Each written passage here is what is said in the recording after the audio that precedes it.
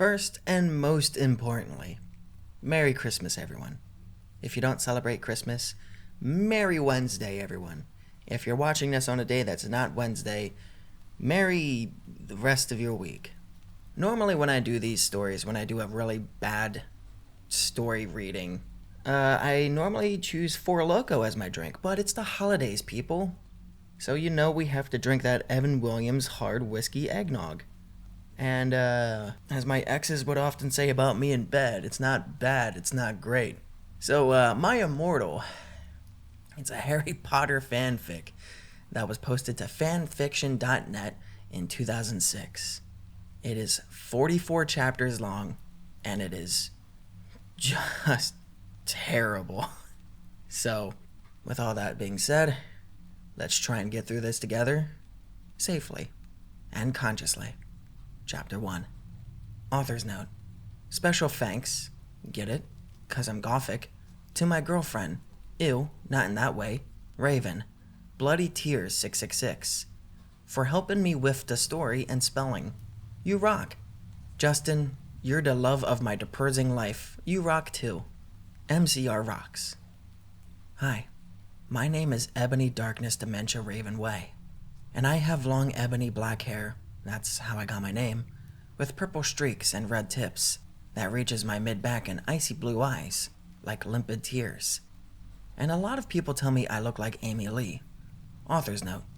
If you don't know who she is, get the hell out of here. I'm not related to Gerard... Fuck.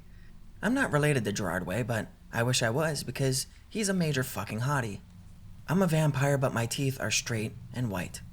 I have pale white skin.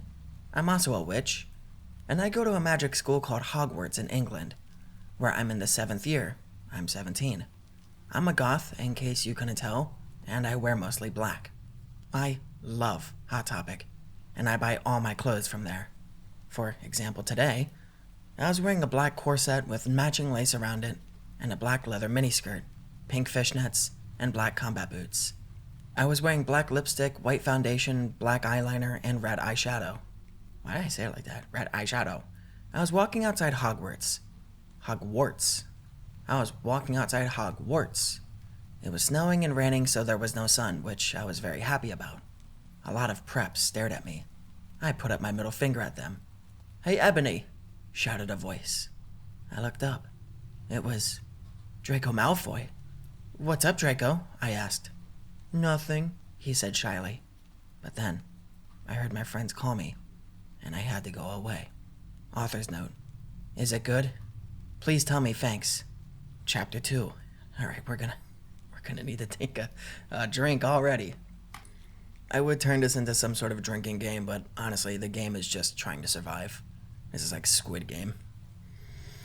Author's note. Thanks to Bloody Tear 666 for helping me with the chapter. By the way, preps, stop flaming my story, okay? The next day I woke up in my bedroom. It was snowing and raining again. I opened the door of my coffin and drank some blood from my bottle that I had. My coffin was black ebony, and inside, it was hot pink velvet with black lace on the ends. I got out of my coffin and took off my giant MCR t-shirt, which I used for pajamas. Instead, I put on a black leather dress, a pentagram necklace, combat boots, and black fishnets on. I put on 4 pairs of earrings in my pierced ears, and put my hair in a kind of messy bun. My friend Willow, author's note, Raven, this is you, woke up, then grinned at me.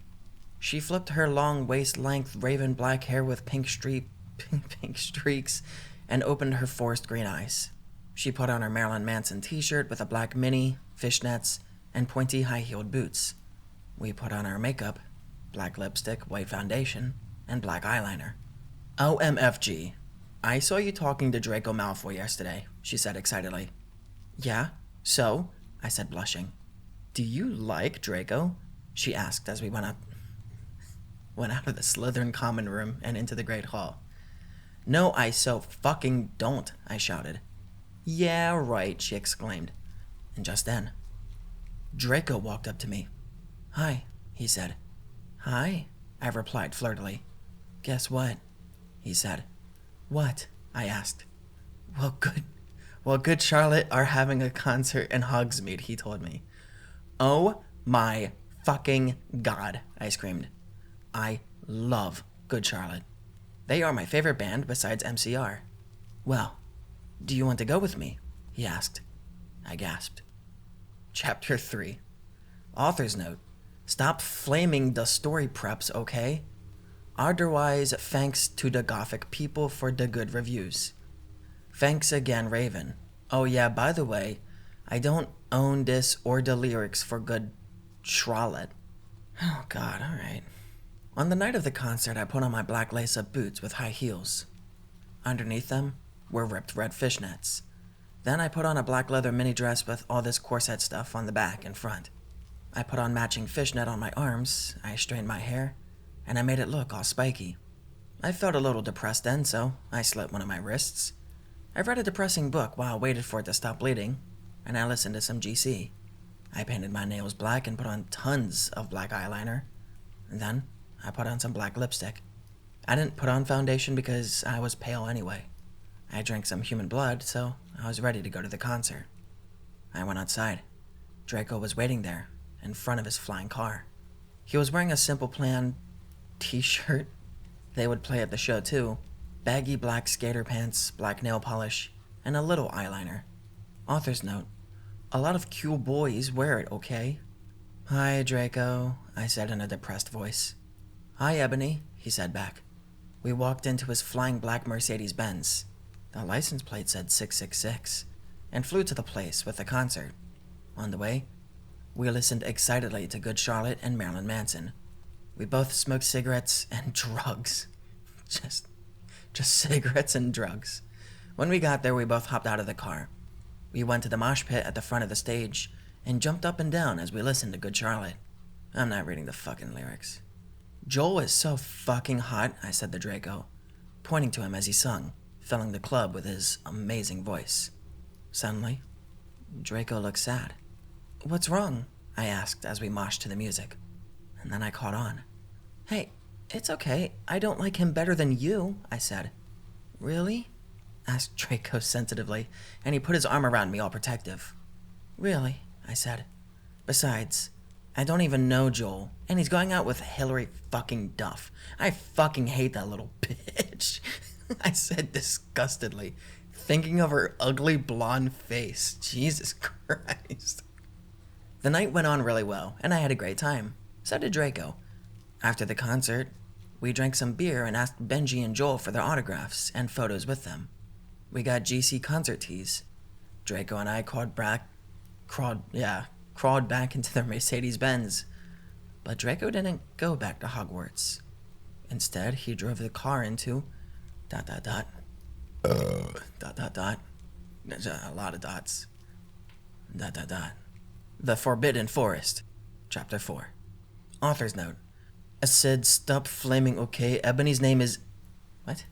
Ebony's name is Enobi, not Mary Sue, okay? Draco is so in love with her that he is acting different. They knew each other before, okay? Oh my God, this writing sucks.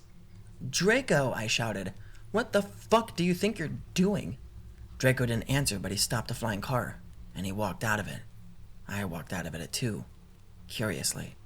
What the fucking hell? I asked angrily. Ebony? He asked. What? I snapped. Draco leaned in extra close, and I looked into his gothic red eyes. He was wearing color contacts, which revealed so much depressing sorrow and evilness. And then suddenly, I didn't feel mad anymore. And then, ... Suddenly, just as Draco kissed me passionately. Draco climbed on top of me and we started to make out keenly against a tree. He took off my top and I took off his clothes. I even took off my bra. Hold on, I gotta drink for this. Holy shit. Oh God, I even took off my bra. Then, he put his thingy into my you-know-what, and we did it for the first time. Oh, I screamed. We started to kiss everywhere and my pale body became all warm and then... What the hell are you doing, you motherfuckers? It was... Dumbledore. Chapter 5. Author's note. Stop flaming. If you flame, it means you're a prep or a poser. The only reason Dumbledore swore is because he had a headache, okay? And on top of that, he was mad at them for having sex. P.S. I'm not updating until I get 5 good reviews. Dumbledore made Draco and I follow him. He kept shouting at us angrily. You ludicrous fools, he shouted. I started to cry tears of blood down my pallid face. Draco comforted me. When we went back to the castle, Dumbledore took us to Professor Snape and Professor McGonagall, who were both very who were both looking very angry. They were having sexual intercourse in the Forbidden Forest, he yelled in a furious voice.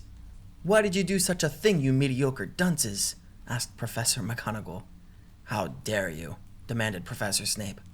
And then Draco shrieked. Because I love her. Everyone was quiet. Dumbledore and Professor McGonagall still looked mad, but Professor Snape said, Fine. Very well. You may go up to your rooms. That's my Snape impersonation. Draco and I went upstairs while the teachers glared at us. Are you okay, Ebony? Draco asked me gently. Yeah, I guess, I lied. I went to the girls' dorm and brushed my teeth and my hair and changed into a low-cut black floor-length dress with red lace all around it and black high heels. When I came out, Draco was standing in front of the bathroom, and he started to sing I Just Want to Live by Good Charlotte. I was so flattered, even though he wasn't supposed to be there. We hugged and kissed, and after that, we said goodnight, and he reluctantly went back into his room. Chapter 6. Author's note. Shut up, preps, okay? P.S. I won't update up till you give me good reviews. The next day, I woke up in my coffin. I put on a black miniskirt that was all ripped around the end, and a matching top with red skulls all over it, and high-heeled boots that were black. I put on 2 pairs of skull earrings and 2 crosses in my ears. I spray-painted my hair with purple. In the Great Hall, I ate some Count Chocula cereal with blood instead of milk, and a glass of red blood. Suddenly, someone bumped into me. All the blood spilled over my top.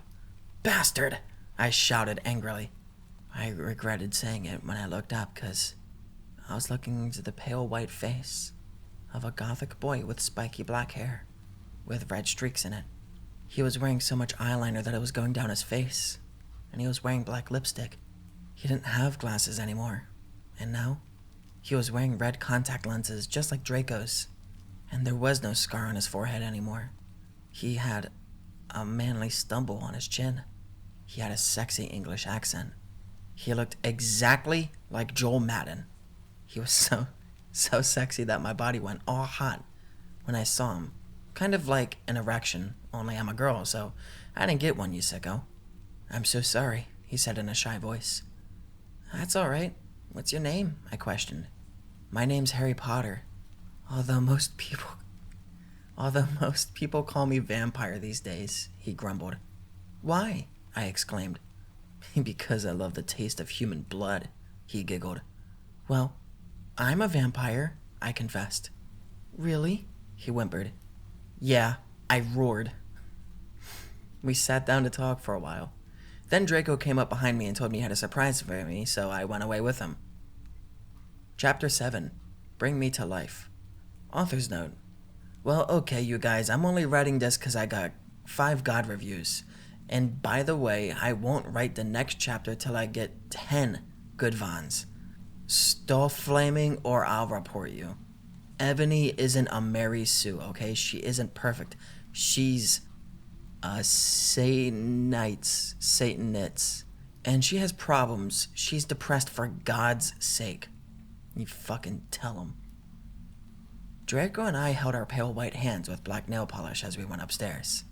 I was wearing red Satanist sings on my nails. What?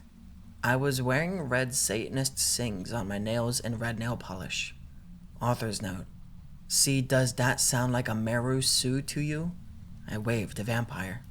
Dark misery was in his depressed eyes. I guess he was jealous of me that I was going out with Draco. Anyway, I went upstairs excitedly with Draco. We went into his room and locked the door. And then, ... We started Frenching passively and we took off each other's clothes. Enthusiastically. He felt me up before I took off my top. Then I took off my black leather bra and he took off his pants and we went on the bed and started making out naked, and then he put his boy's thingy in mine and we, in capital letters, had sex. See, is that stupid? Oh, Draco, Draco, I screamed when, all of a sudden, I saw a tattoo I had never seen before on Draco's arm. It was a black heart with an arrow through it. On it, in bloody Gothic writing, were the words, ... Vampire. I was so angry. You bastard, I shouted angrily, jumping out of the bed. No, but you don't understand, Draco pleaded. But I knew too much. No, you fucking idiot, I shouted. You probably have AIDS anyway. I put on my clothes all huffily and then stomped out. Draco ran out even though he was naked. He had a really big you-know-what, but I was too mad to care. I stomped out and did so until I was in Vampire's classroom, where he was having a lesson with Professor Snape and some other people. Vampire Potter, you motherfucker, I yelled. In Chapter 8. Author's note. Stop flassing, okay? If you do, then you are a prep. Everyone in the class stared at me, and then Draco came into the room, even though he was naked, and started begging for me to take him back. Ebony, it's not what you think, Draco screamed sadly. My friend Bloody Mary Smith smiled at me understatedly. She flipped her long waist-length Gothic black hair and opened her crimson eyes like blood that she was wearing contact lenses on. She had pale white skin that she was wearing white makeup on. Hermione was kidnapped when she was born. I'm assuming? I don't fucking know where the fuck that came from. Hermione was kidnapped when she was born. Her real parents are vampires and one of them is a witch, but Voldemort killed her mother and her father committed suicide because he was depressed about it. She still has nightmares about it and she's very haunted and depressed. It also turns out her real last name is Smith, and since she has converted to Satanism, she is in Slytherin, not Gryffindor. What is it that you desire, you ridiculous dimwit? Snape demeaned angrily in his cold voice, but I ignored him. Vampire, I can't believe you cheated on me with Draco. I shouted at him. What? Vampire, I can't believe you cheated on me with Draco. I mean, you were with Draco. What? You weren't with Vampire. I'm getting too invested in this. Everyone gasped. I don't know why Ebony was so mad at me. What? Wait, what? Am I missing something here? Hold on. Oh, okay. According to the wiki, we are currently in Draco's point of view. It just doesn't say it. Okay. So, from Draco's point of view, I don't know why Ebony was so mad at me. I had went out with Vampire. I'm bi, and so is Ebony, for a while, but then he broke my heart. He dumped me because he liked Brittany, a stupid, preppy fucker. We were just good friends now. He had gone through horrible problems, and now he was Gothic. Haha, like I would hang out with a prep. But I'm not going out with Draco anymore, said Vampire. Okay, I guess we're back to Ebony's point of view. Yeah, fucking right. Fuck off, you bastard, I screamed. I ran out of the room and into the forbidden forest. Holy shit. I could not say that. Where I had lost my virility to Draco, and then I started to bust into tears. Chapter 9. Author's note. Stop flaming, okay? Oh my god, these get worse and worse to read every fucking time. I didn't read all the books. This is from the movie, okay? So it's not my fault if Dumbledore swears. Besides. I think that's supposed to say besides. I said he had a headache, and the reason Snap doesn't like Harry now is because he's Christian, and Vampire is a Satanist. MCR rocks. I was so mad and sad. I couldn't believe Draco for cheating on me. I began to cry against the tree where I did it with Draco. Then all of a suddenly, and horrible man with red eyes and no nose and everything started flying towards me on a broomstick. He didn't have a nose, basically like Voldemort in the movie, and he was wearing all black, but it was obvious he wasn't Gothic. It was... ... Voldemort. No, I shouted in a scared voice. But then Voldemort shouted, Imperious, and I couldn't run away. Crookshanks, I shouted at him. Voldemort fell off his broom and started to scream. I felt bad for him even though I'm a sadist, so I stopped. Ebony, he yelled. Thou must kilt Vampire Potter. I thought about Vampire and his sexy eyes and his gothic black hair and how his face looks just like Joel Madden. I remember that Draco had said I didn't understand, so I thought, what if Draco went out with Vampire before I went out with him and they broke up? No, Voldemort, I shouted back. Voldemort... Hold on. Oh, God, okay. Voldemort gave me a gun.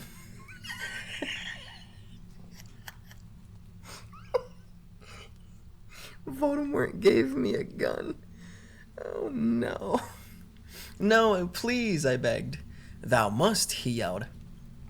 If thou does not, then I shall kill thy beloved Draco. How did you know? I asked in a surprised way. Voldemort got a dude you're so retarded look on his face. I hath telekinesis, he answered cruelly. And if you doth not kill Vampire, then thou know what will happen to Draco, he shouted. And he said if you, and then he said thou later on. Okay. Then he flew away angrily on his broomstick. I was so scared and mad I didn't know what to do. Suddenly, Draco came into the woods. Draco, I said. Hi. Hi, he said back, but his face was all sad. He was wearing white foundation and messy eyeliner, kind of like a pentagram, get it? Between Joel Madden and Gerard Way. Are you okay? I asked. No, he answered. I'm sorry I got all mad at you, but I thought you cheated on me, I expelled. That's okay. He seemed all depressed, and we went back into Hogwarts together, making out. Chapter 10. Author's note. Stop it, you gay... Whoa. Stop it, you gay friends. If you do not like my story, then fuck off. P.S. It turns out Bloody Mary isn't a muggle. For Al and she and Vampire are evil. That's why they moved houses, okay? God, I'm getting a stroke reading this. I was really scared about Voldemort all day. I was even upset went to rehearsals with my gothic metal band, Bloody Gothic Rose 666. I am the lead singer of it, and I play guitar. People say that we sound like a cross between Good Charlotte, Slipknot, and MCR. The other people in the band are Bloody Mary, Vampire, Draco, Ron, although we call him Diablo now. He has black hair now with blue streaks in it. And Hargrid. Only today, Draco and Vampire were depressed, so they weren't coming. And we wrote songs instead. I knew Draco was probably slitting his wrists. He wouldn't die because he's a vampire too, and the only way you can kill vampires is with a CROSS. There's no way I'm writing that. Or a steak. And Vampire was probably watching a depressing movie like The Corpse Bride. I put on a black leather shirt that showed off my boobs and tiny matching miniskirt that said, simple, plain, on the butt. You might think I'm a slut, but I'm really not. We were singing a cover of Helena, and at the end of the song, I suddenly bust into tears. Ebony, are you okay? Bloody Mary asked in a concerted voice. What the fuck do you think? I asked angrily. And then I said, well, Voldemort came and the fucking bastard told me to fucking kill Harry. But I don't want to kill him because he's really nice, even if he did go out with Draco. But if I don't kill Harry, then Voldemort will fucking kill Draco. And I burst into tears. Suddenly, Draco jumped out from behind a wall. Why didn't you fucking tell me? He shouted. How could you? You fucking poser muggle bitch. See, is that out of character? I started to cry and cry. Draco started to cry too, all sensitive. Then he ran out crying. We practiced for 1 more hour. Then suddenly Dumbledore walked in angrily. His eyes were all fiery, and I knew this time it wasn't because he had a headache. What have you done?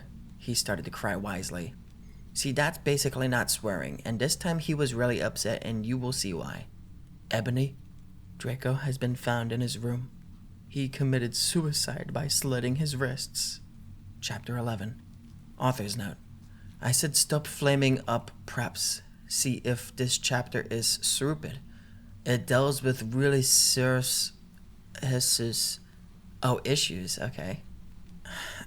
SPC for yourself if it's stupid. Bruh, thanks to my friend Raven for helping me. I swear to God, I am having a stroke. No, I screamed. I was horrified. Bloody Mary tried to come for me, but I told her to fuck off, and I ran to my room crying myself. Dumbledore chased after me shouting, but he had to stop when I went into my room because, well, he would look like a perv that way. Anyway, I started crying tears of blood, and then I slit both of my wrists. That got all over my clothes, so I took them off and jumped into the bath angrily while I put on a Linkin Park song at full volume. I grabbed a stake and almost stuck it into my heart to commit suicide. I was so fucking depressed. I got out of the bathtub and put on a black low-cut dress with lace all over it sandly. I put on black high heels with pink metal stuff on the ends and 6 pairs of skull earrings.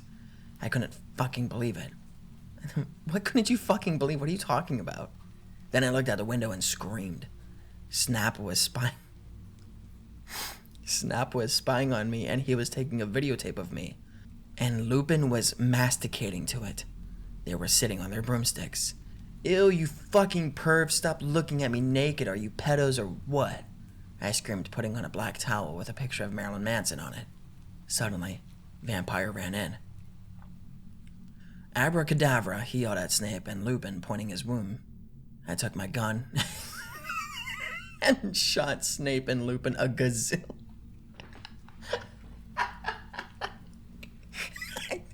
I took my gun and shot Snape and Lupin a gazillion times. And they both started screaming and the camera broke. Suddenly, Dumbledore ran in. Ebony. It has been revealed that someone has... No! He shouted, looking at Snape and Lupin. And then he waved his wand and suddenly... ... Hagrid ran inside on his broom and said, everyone, we need to talk. What do you know, Hagrid? You're just a little Hogwarts student. I may be a Hogwarts student. Hagrid paused angrily. But I also am a Satanist. This cannot be, Snap said in a crisp voice as blood dripped from his hand, where Dumbledore's wand had shot him. There must be other factors. You don't have any, I yelled in madly. Lupin held up the camera, triumphantly. The lens may be ruined, but the tape is still there. I felt faint, more than I normally do, like how it feels when you do not drink enough blood. Why are you doing this? Lupin said angrily, while he rubbed his dirty hands on his cloak. And then I heard the words that I had heard before, but not from him. I did not know whether to feel shocked and happy or to bite him and drink his blood because I felt faint. Because, Hagrid said, and he paused in the air dramatically, waving his wand in the air. Then swooped he in singing to the tune of a gothic version of a song by 50 Cent. Because you're gothic? Snap asked in a little afraid voice, 'cause he was afraid it meant he was connected with Satan. Because I love her. Powerful stuff. This isn't part of the story, but do you guys want to hear my impersonation of Tony Soprano from the hit TV show The Sopranos?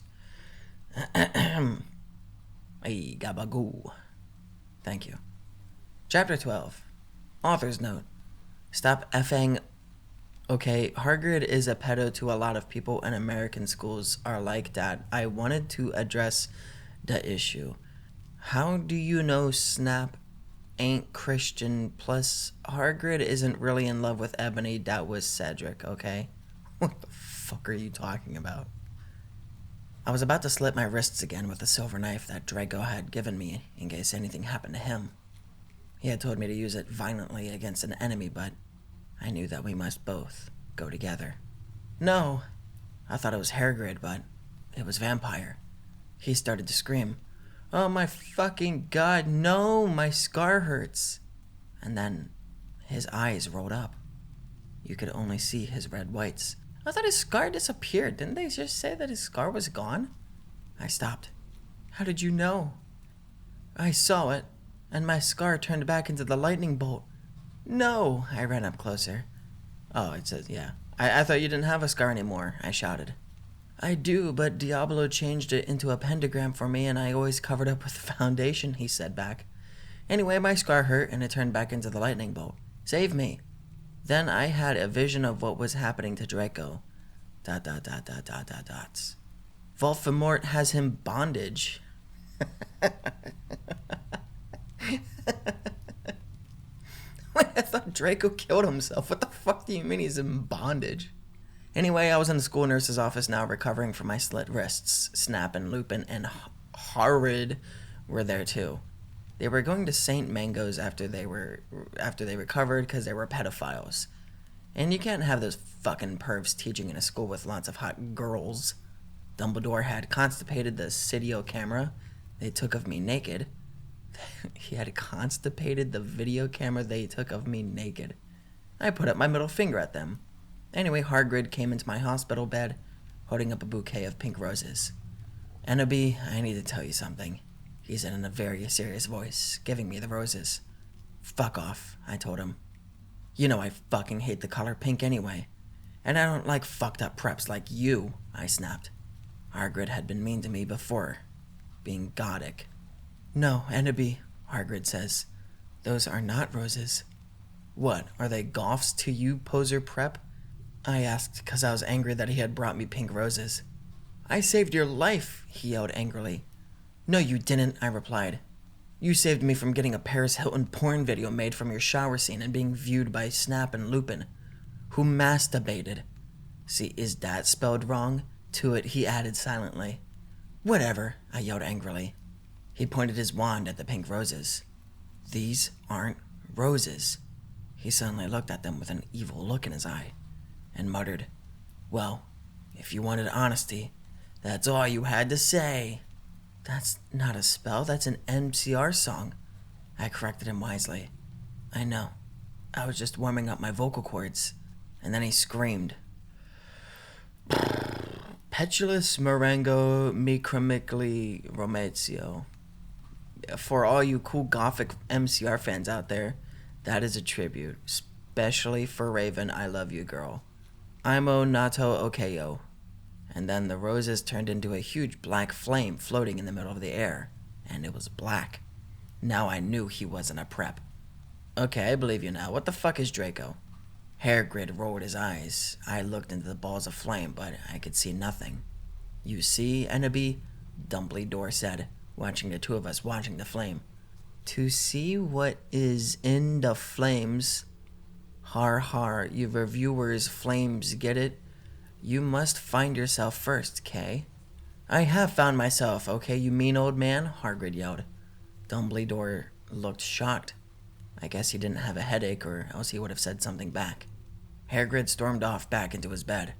You are a liar, Prof. Dumbledore.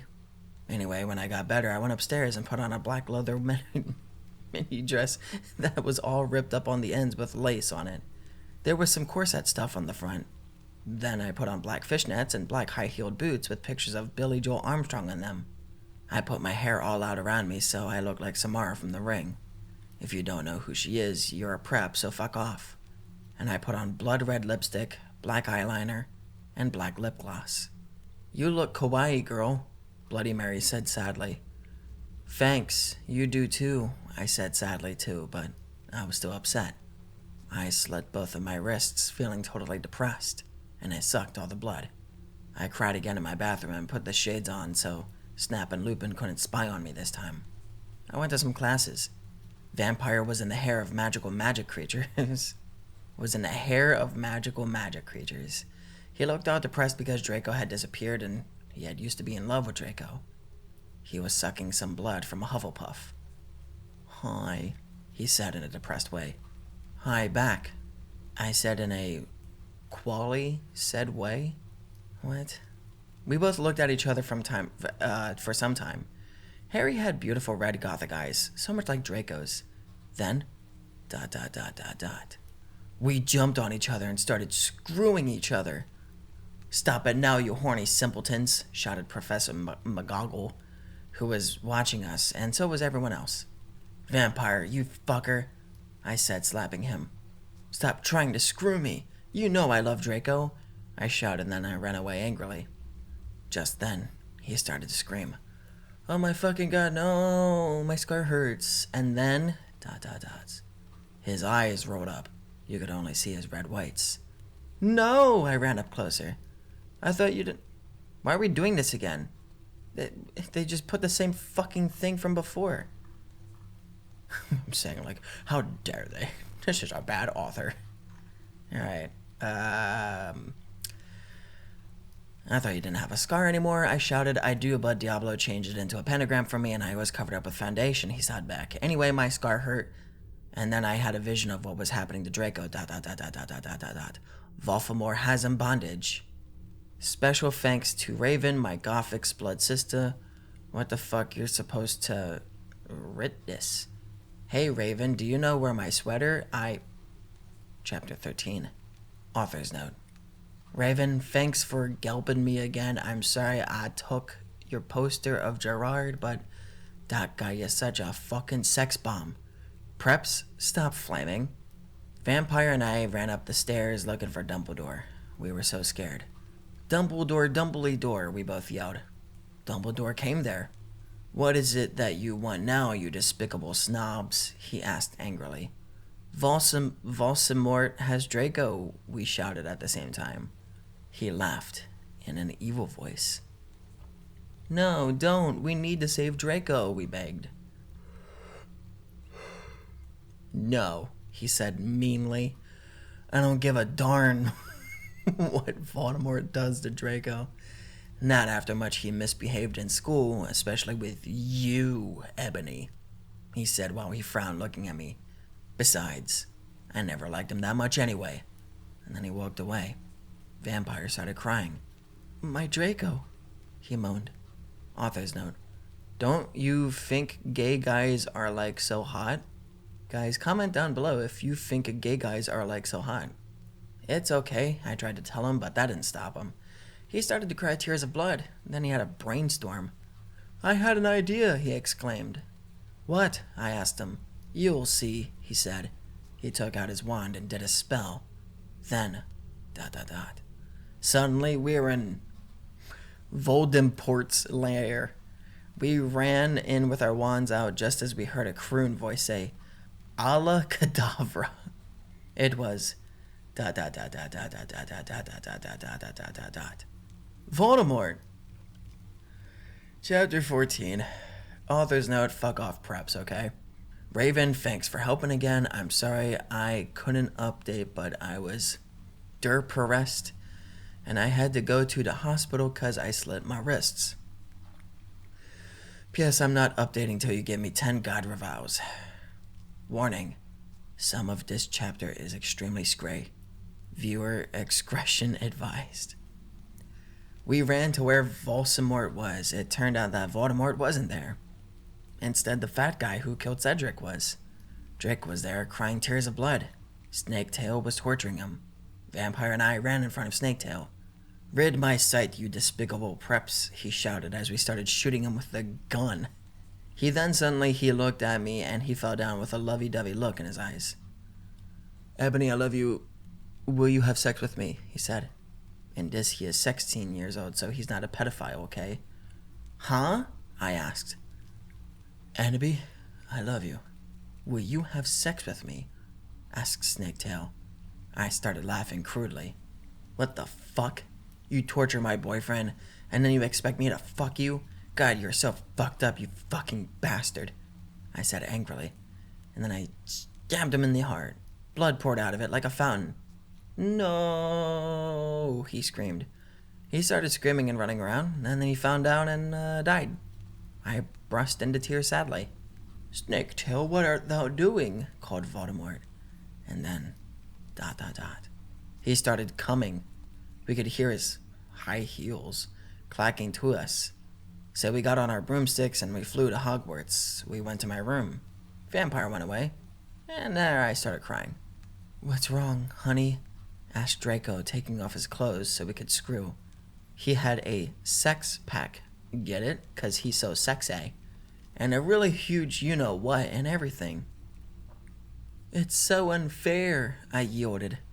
"Why can't I just be ugly or plain like all the other girls and preps here?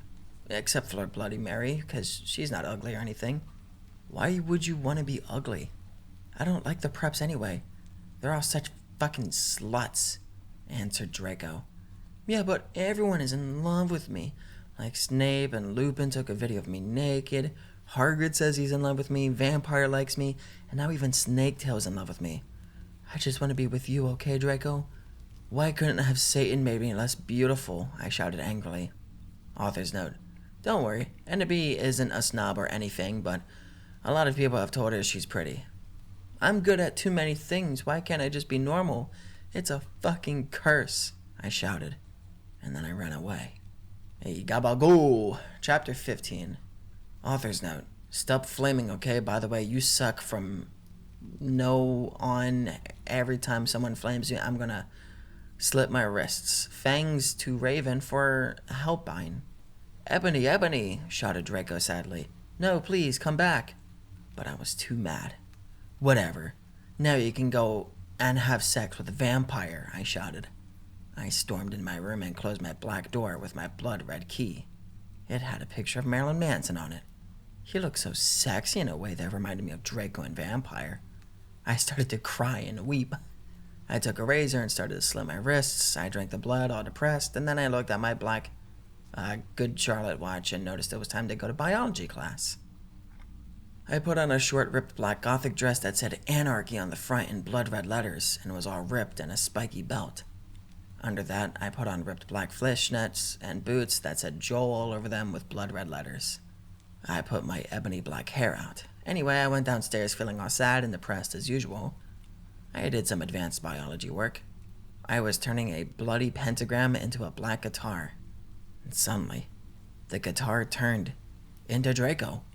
"Ennaby, I love you," he shouted sadly. "I don't care what those fucker preps and posers think. You're the most beautiful girl in the world. Before I met you, I used to want to commit suicide all the time. Now I just want to fucking be with you. I fucking love you." And then, he started to sing the Chronicles of Life and Death. We considered it our song now because we fell in love when Joel was singing it. Right in front of the entire class. His singing voice was so amazing and gothic and sexy, like a cross between Gerard, Joel, Chester Pierre, and Marilyn Manson. Author's note, don't you think those guys are so hot? If you not know who they are, get the fuck out of here. OMFG, I said after he was finished. Some fucking prep stared at us, but I just stuck out my middle fingers that were covered in black nail polish and were entwined with Draco's now. "I love you," I said, and then we started to kiss, just like Hilary Duff. I fucking hate that bitch. And CMM in A Cinderella Story. And then we went away holding hands. Lupin shouted at us, but he stopped because everyone was clapping by how sexy we looked together. And then I saw a poster saying that MCR would have a concert in Hogsmeade right then. We looked at each other all shocked, and then we went together. Chapter 16. Author's note. You know what? Shut up, okay? Prove to me you are nut preps. Raven, you suck, you fucking bitch. Give me back my fucking steet. You're supposed to write this. Raven, what the fuck, you bitch. You're supposed to do this. By the way, thanks to Brittany5655 for Tekken Majapnays. I'm not even drunk, that's just how it says. We ran happily to Hogsmeade. There we saw the stage where GC had played. We ran in happily. MCR were there playing Helena. I was so fucking happy. Gerard looked even sexier than he did in the pictures. Even Draco thought so. I could totally see him getting an erection, but it didn't matter because I knew that we were the only true ones for each other. I was wearing a black leather mini dress and black leather platinum boots with red ripped fishnets. Draco was wearing a black baggy MCR t-shirt and black baggy pants. Anyway, we started moshing to Helena. We Frenched. We ran up to the front of the band to stage dive, and suddenly, Gerard pulled off his mask. And so did the others. We gasped.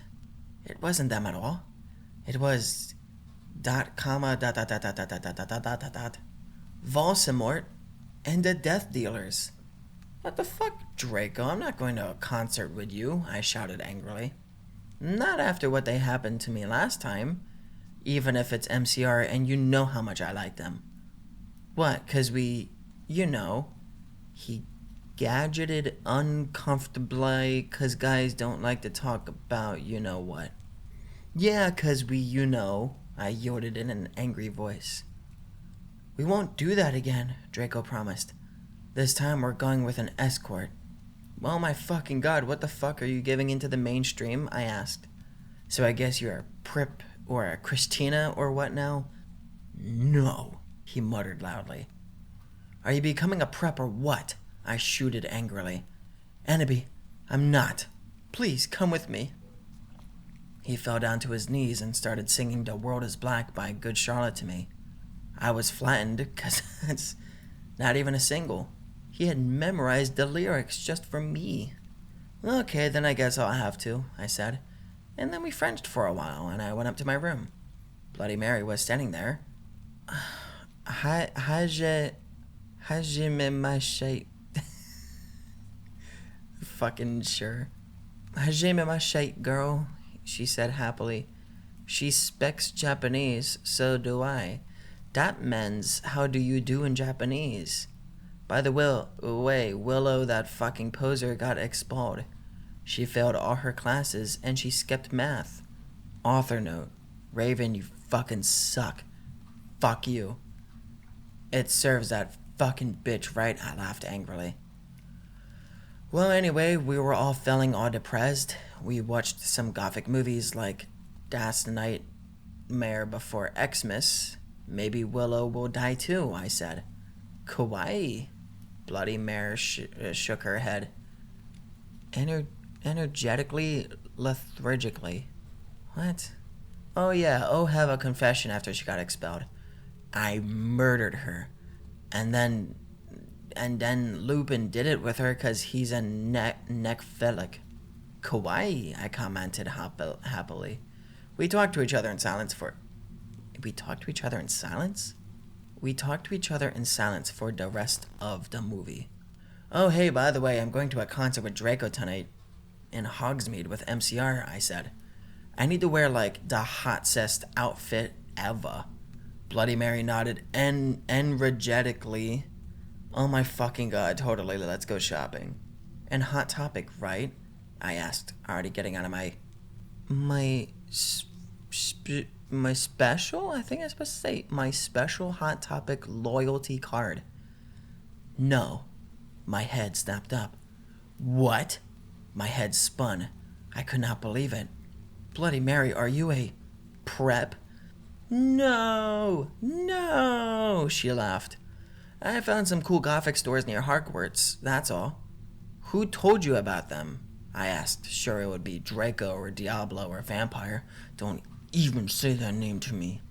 Or me. Dumbledore, she said. Let me just call her Brahms. Oh my fucking god, Dumbledore? I asked quietly. Yeah, I saw the map for Hogsmeade on his desk, she told me. Come on, let's go.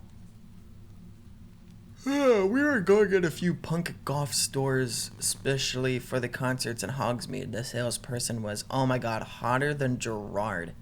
Except not, 'cause that's impossible. And he gave me a few dresses. We only have these for the real goths.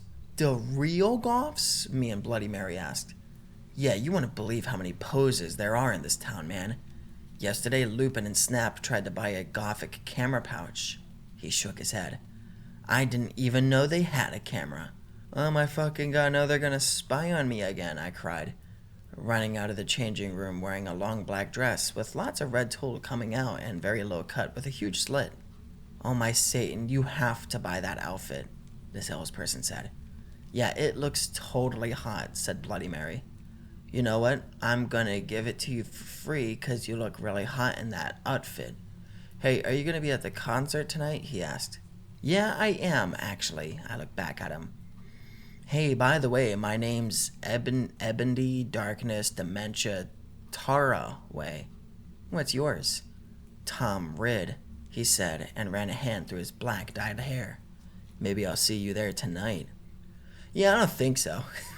Because I'm going there with my boyfriend Draco, you sick perv. I yelled angrily, but before he could beg me to go with him, Hagrid flew on his black broom, looking worried. Oh my fucking god, Ebony, you need not get back into the castle now. Chapter 17. I paused this to take a drink, and now I can't remember if I said chapter 17 or not. So, chapter 17. Author's note. I said stop flaming this story. If you're a prep, then don't read it. You talking tell Welder you're a prep or not by my quiz. It's on my homepage. If you're not, then you rock. If you are, then fuck off. Peas Willow isn't really a prep. Raven, please do this. I'll promise to give you back your poster. Tom Riddle gave us some clothes and stuff for free. He said he would help us with makeup if we wanted, 'cause he was really into fashion and stuff. He's bisexual. Hagrid kept shooting at us to come back to Hogwarts. What the fuck, Hagrid? Hagrid, I shouted angrily. Fuck off, you fucking bastard. Well, anyway, Willow came. Hagrid went away angrily. Hey, bitch, you look kawaii, she said. Yeah, but not as quiet as you, I answered sadly, 'cause Willow's really pretty and everything. Wasn't Willow dead? Didn't they just say, like, Willow got expelled and died? Yeah, by the way, Willow was that fucking poser. She failed out of classes and she skipped math. That serves that fucking bitch, right? Maybe Willow will die too, kawaii. Oh yeah, I have a confession. After she got expelled, I murdered her. Yeah, how's she back? I thought she was dead. What? She was wearing a short black corset thingy with blood red lace on it and a black blood red miniskirt, leather fishnets, and black pointy boots that showed off how pale she was. She had a really nice body with the big bobs and everything. She was thin enough to be anorexic. So are you going to the concert with Draco? She asked. Yeah, I said happily. I'm going with Diablo, she answered happily. Well, anyway, Draco and Diablo came. They were both looking extremely hot and sexy, and you could tell they thought we were hot too. Diablo was wearing a black t-shirt that said 666 on it. He was wearing tons of makeup, just like Marilyn Manson. Draco was wearing black leather pants, a gothic black GC t-shirt, and black Vans he got from the Warp Tower. Bloody Mart, Bloody Mart. I mean, that's what it says. Bloody Mart was going to the concert with Dracola. Dracola used to be called Neville, but it turned out he was kidnapped at birth, and his real his real family were vampires. They died in a car crash. Neville converted to Satanism and he went goth. He was in Slytherin now. He was wearing a black warp t-shirt, black jeans and shoes, and black hair with red streaks in it. We call him Dracula now. You actually spelled it right. Well, anyway, we all went to Draco's black Mercy Benz, get it, 'cause we're gothic, that his dad Lucian gave him. We did pot, coke, and crack. Draco and I made out. We made fun of those stupid fucking preps. We soon got there. I gasped. Gerard was the sexiest guy ever. He looked even sexier than he did in pics. He had long raven black hair and piercing blue eyes. He was really skinny and he had an amazing ethnic voice. An amazing ethnic voice. We moshed to Helena and some other songs. Suddenly, Gerard pulled off his mask. We did this. Why did they keep posting the same paragraph? So did the other members, and I gasped. It wasn't Gerard at all. It was an ugly, preppy man with no nose and red eyes. Everyone ran away but me and Draco. Draco and I came. It was ... Voldemort and the Death Dealers. You moronic idiots, he shouted angstily. Enemy, I told you to kill vampire. thou have failed, and now, ... I shall kill thou and Draco. No, no, please, we begged sadly, but he took out his knife. Suddenly, a gothic old man flew in on his broomstick. He had long black hair and a long black beard. He was wearing a black robe that said Avril Lavigne on the back. He shouted a spell and Voldemort ran away. It was Dumbledore. Chapter 18. Author's note, I said stop flaming. If you do, then you are our fucking prep. Thanks to Raven for the help and stuff. You rock. And you're not a prep. Thanks for my suitor. P.S. The other S in Dumbledore swore is cause he trying to be gothic, so there. I woke up the next day in my coffin. I walked out of it and put on some black eyeliner, black eyeshadow, blood bed. The funny part is that you guys can't tell if I'm drunk or if I'm just like reading the story as it is, but it says blood bed lipstick and a black really low cut leather dress that was all ripped and in stripes so you could see my belly. I was wearing a skull belly ring with black and red diamonds inside of it. The night before, Draco and I went back to the skull. Get it? Skull, cause I'm gothic and I like death. Dumbledore chased Voldemort away. We flew there on our brooms. Mine was black and the broom stuff was blood red. There was lace all over it. Draco had a black MCR boom. We went back to our rooms and we had you know what to a Linkin Park song. What fucking Linkin Park song are you doing that to? Well, anyway, I went down to the Great Hall. There all the walls were painted black and the tables were black too. But you would see there was pink pant underneath the black pant. And there were posters of poser bands everywhere, like Ashley Simpson and the Backstreet Boys. What the fuck? I shouted, going to sit next to Bloody Mary and Willow. Bloody Mary was wearing a black leather mini with a Good Charlotte t-shirt, black fishnets, and black pointy boots. Willow was wearing a long gothic black dress with blood red whiting that was all lacy and came up to your thighs, and black boots and fishnets. Vampire, Dracula, and Draco came. We started to talk about who was sexier, Mikey or Gerard Way or Billy Joe Armstrong. The boys joined in because they were bi. Those guys are so fucking hot, Navel was saying as suddenly a gothic old man with a black beard and everything came. He was the one who had chased away Voldemort yesterday. He had normal tan skin, but he was wearing white foundation, and he had dyed his hair black. Dumbledore? We all gasped. What the fuck? I shouted angrily. I thought he was just wearing that to scare Voldemort. Hello, everyone, he said happily.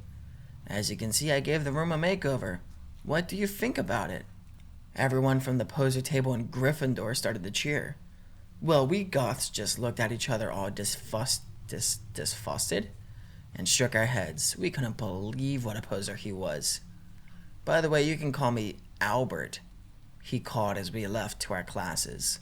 What a fucking poser, Draco shouted angrily as we to transformation. We were holding hands. Vampire looked really jealous. I could see him crying blood in a gothic way. Get it? Way? Like Gerard? But I didn't say anything. I bet he's having a midlife crisis, Willow shouted. I was so fucking angry. Why were you so fucking angry? What the fuck? Chapter 19. I'm not okay, I promise. Author note. Please stop flaming the story. If you do, you're a fucking prep and you're jealous, okay?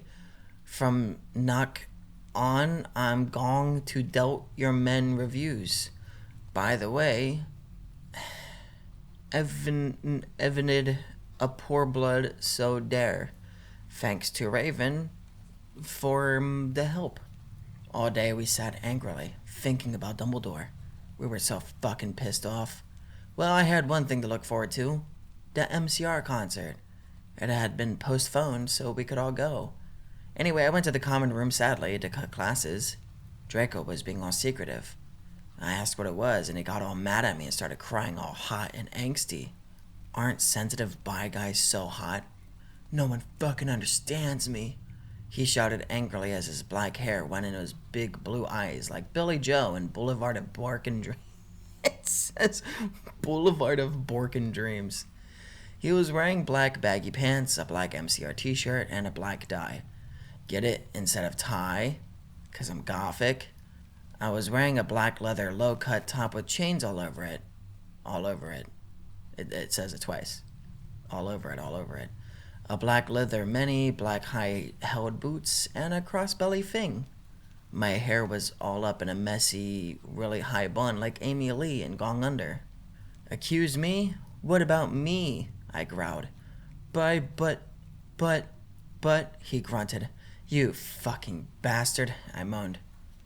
No, wait, it's not what it fucking looks like, he shouted. But it was too late. I knew what I heard. I ran to the bathroom angrily. Cring. Draco banged on the door. I whipped and wept as my bloody eyeliner streamed down my cheeks and made cool tears down my faces, like Benji in the video for Girls and Boys. Raven, that is so your video. I took out a cigarette and started to smoke pot. That was all capital letters, by the way. Suddenly Hagrid came. He had aperiated. You gave me a fucking shock, I shouted angrily, dropping my pot. What the fuck do you think you're doing in the girls' room? Only, it wasn't just Hagrid. Someone else was with him too.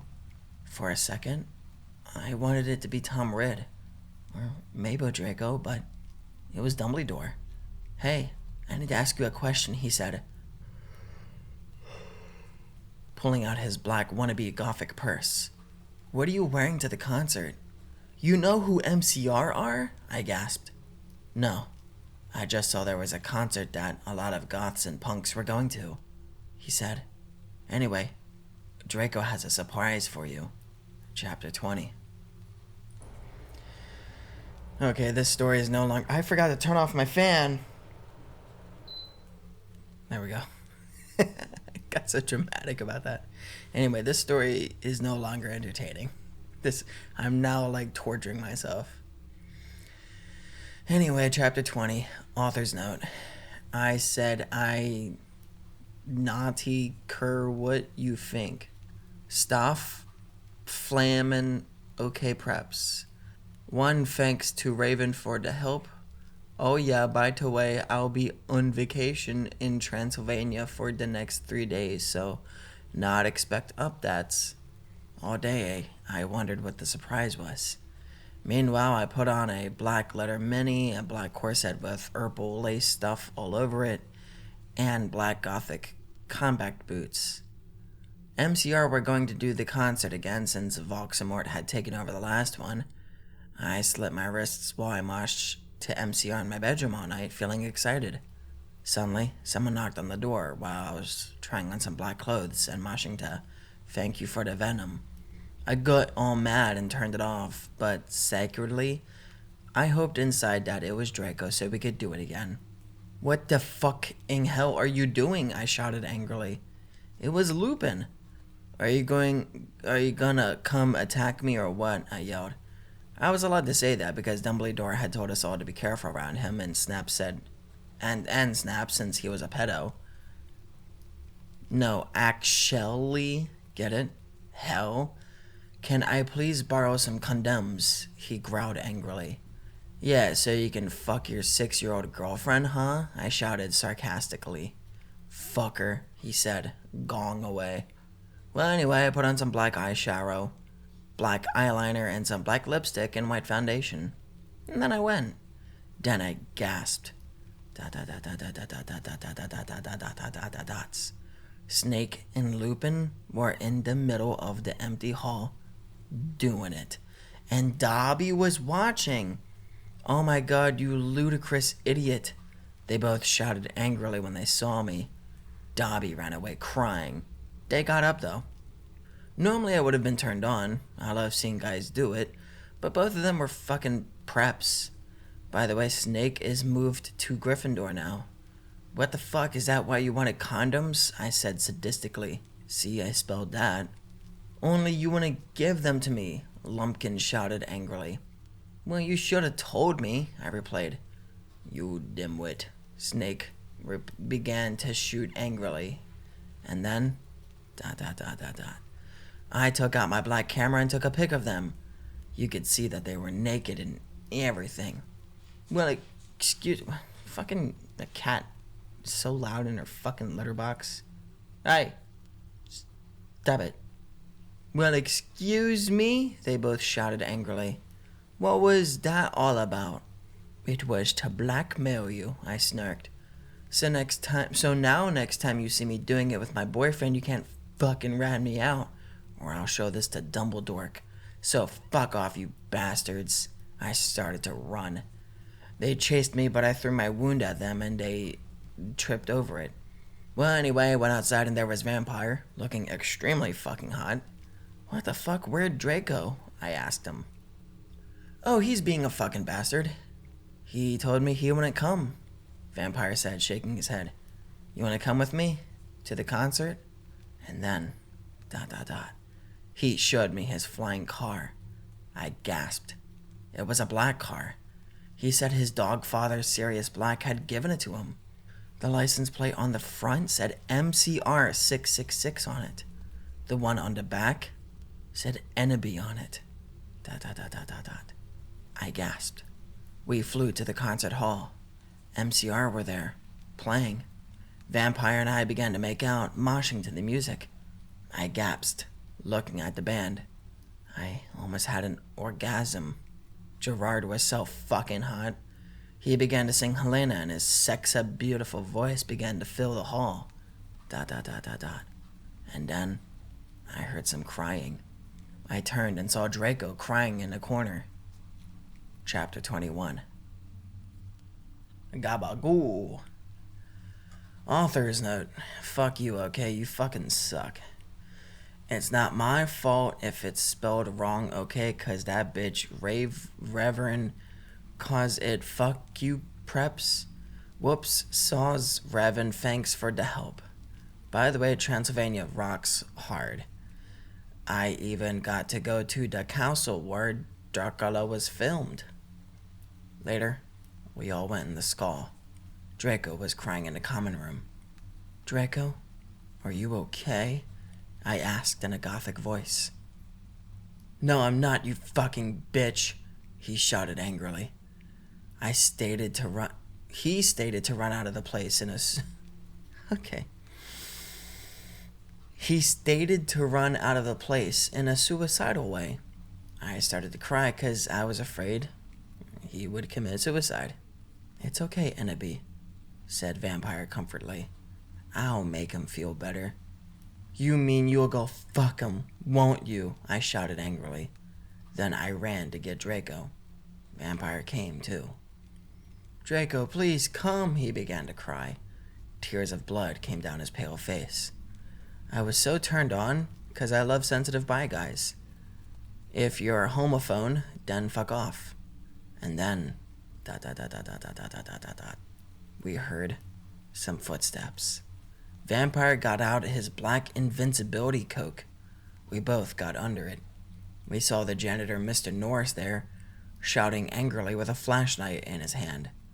Who's there? He shouted angrily. We saw Filth come.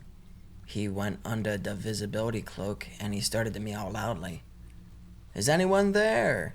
Yelled Mr. Norris. No, fuck you, you preppy little poser son of a fucking bitch, Vampire said under his breast in a disgusted way. Excuse me? Excuse me, who said that? Yelled Mr. Norris. Then he heard Filch meow. Filth, is there anyone under the cloak? He asked. Filth nodded. And then... Vampire Frenched me. And he did it just as... Mr. Norris was taking off the cloak. What the... he yelled. But it was too late. 'Cause now we were ruining away from him. And then we saw Draco crying and busting into tears and slitting his wrists outside of the school. Draco, I cried. Are you okay? I guess, though. Draco wept. We went back to our coffins, Frenching each other. Draco and I decided to watch Lake Placid. See, isn't that the present? On the gothic red bed together. As I was about to put in the video, my eyes rolled up, and suddenly, I had a vision of something that was happening now. There was a knock on the door, and Fug and the Mystery of Magic walked into the school. I'm gonna fucking finish this damn bottle. 1 second. Okay, the whole entire bottle of eggnog is gone, and I fucking regret it. Hey, gabagoo. Chapter 22. Author's note. Shut the fuck up. Preps, stop flaming, okay? If you don't like it, fuck off. I know it's Mr. Norris. It's Raven's fault, okay? You suck. No, just kidding, Raven. You fucking rock. Preps suck. All day. Everyone talked about the misery of magic. Well, anyway, I woke up the next day. I was in my I was in my coffin, so I opened the door. I was wearing black lacy leather pajamas. Leather pajamas? Then I gasped. Standing in front of me were... Bloody Mary, Vampire, Diablo, Draco, Dracula, and Willow. I opened my crimson eyes. Oh, this whole paragraph is just their clothes. Okay. Willow was wearing a tight black leather top with pictures of bloody roses all over it. Under that, she wore a black poofy skirt with lace on it and black gothic boots that was attached to the top. Vampire was wearing a black simple plain t-shirt and baggy black pants and Vans. Draco was wearing a black MCR t-shirt and black jeans and a leather jacket. He looked just like Gerard Way and almost as fucking sexy. Vampire looked like Joe Madden. That's it. Bloody Mary was wearing a tight black poofy gothic dress that she had ripped, so it showed off all of her cleavage with a white apron that said bitch and other swear words and MCR lyrics on it, kind of like the one dress I had seen Emily wear once. Darkness, who was Jenny, was there too. She was wearing a ripped gothic black dress with ripped stuff all over it and a lace-up top thing and black pointy boots. So were Crab and Goyle. It turns out that Darkness, Diablo, Crab, and Goyle's dad was a vampire. He committed suicide by slitting his wrists with a razor. He had attacked them and stuff before too. They all got so depressed that they became gothic and converted to Stalinism. Oh my fucking god, I yelled as I jumped up. Why the fuck are you all here? Annabie, something is really fucked up, Draco said. Okay, but I need to put my fucking clothes on first, I shouted angrily. It's alright. We have to go now, and you look kawaii anyway. You're so fucking beautiful, Draco said in a sexy voice. Oh, alright, I said smiling. But you have to tell me why you're being all erective. I will, he said. So I put on some black eyeliner, black lipstick, and red eyeshadow and white foundation. And then I came. We all went outside the Great Hall and looked in from a window. A fucking prep called Brittany from Gryffindor was standing next to us. She was wearing a pink mini and a Hilary Duff t-shirt, so we put up our middle fingers at her. Inside the Great Hall, we could see Dumbledore. Cornelia Fudge was there shouting at Dumbledore. Doris Rumbridge was there too. This cannot be, she shouted angrily. The school must be closed. The Bark Lord is planning to kill the students, yelled Cornelia Fudge. You are not fit to be the principal any longer, yelled Rumbridge. You are too old and your Alzheimer's is dangerous. You must retry or Voldemort will kill your students. Very well, Dumbledore said angrily. But we cannot do this. We can't close the school. There is only one person who is capable of killing Voldemort, and she is in the school. And her name is... Enemy, Darkness, Dementia, Raven, Way. Draco, Crab, Goyle, Darkness, Willow, Vampire, and Bloody Mary looked at each other. I gasped. Hello, friends. I finished my fucking bottle after 20-something chapters. And we still have 20 more to go. So I waited to recover, and then I got sick. And now I have a 4 logo, sour grape flavored. It's disgusting. It's almost 14%. And I'm still sick. But, I mean, the story sucks. So, I'm not really going for quality here, boys. But, Four Loko has alcohol in it. Alcohol kills bacteria. If anything, I'm curing myself. So, as my uncle actually used to say that alcohol is medicine. So yeah, I'm like a doctor.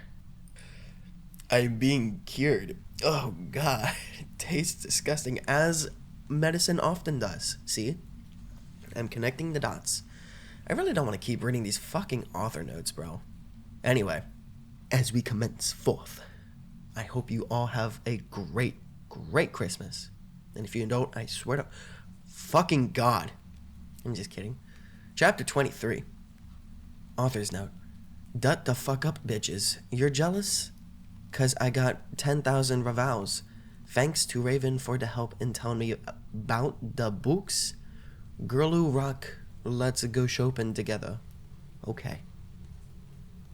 The door opened and Professor Rumbridge and Cornelia Fudge stomped out angrily. Then Dumbledum and Rumbridge sawed us. Mr. Way, what the beep are you doing? Rumbridge shouted angrily. Dumbledore blared at her.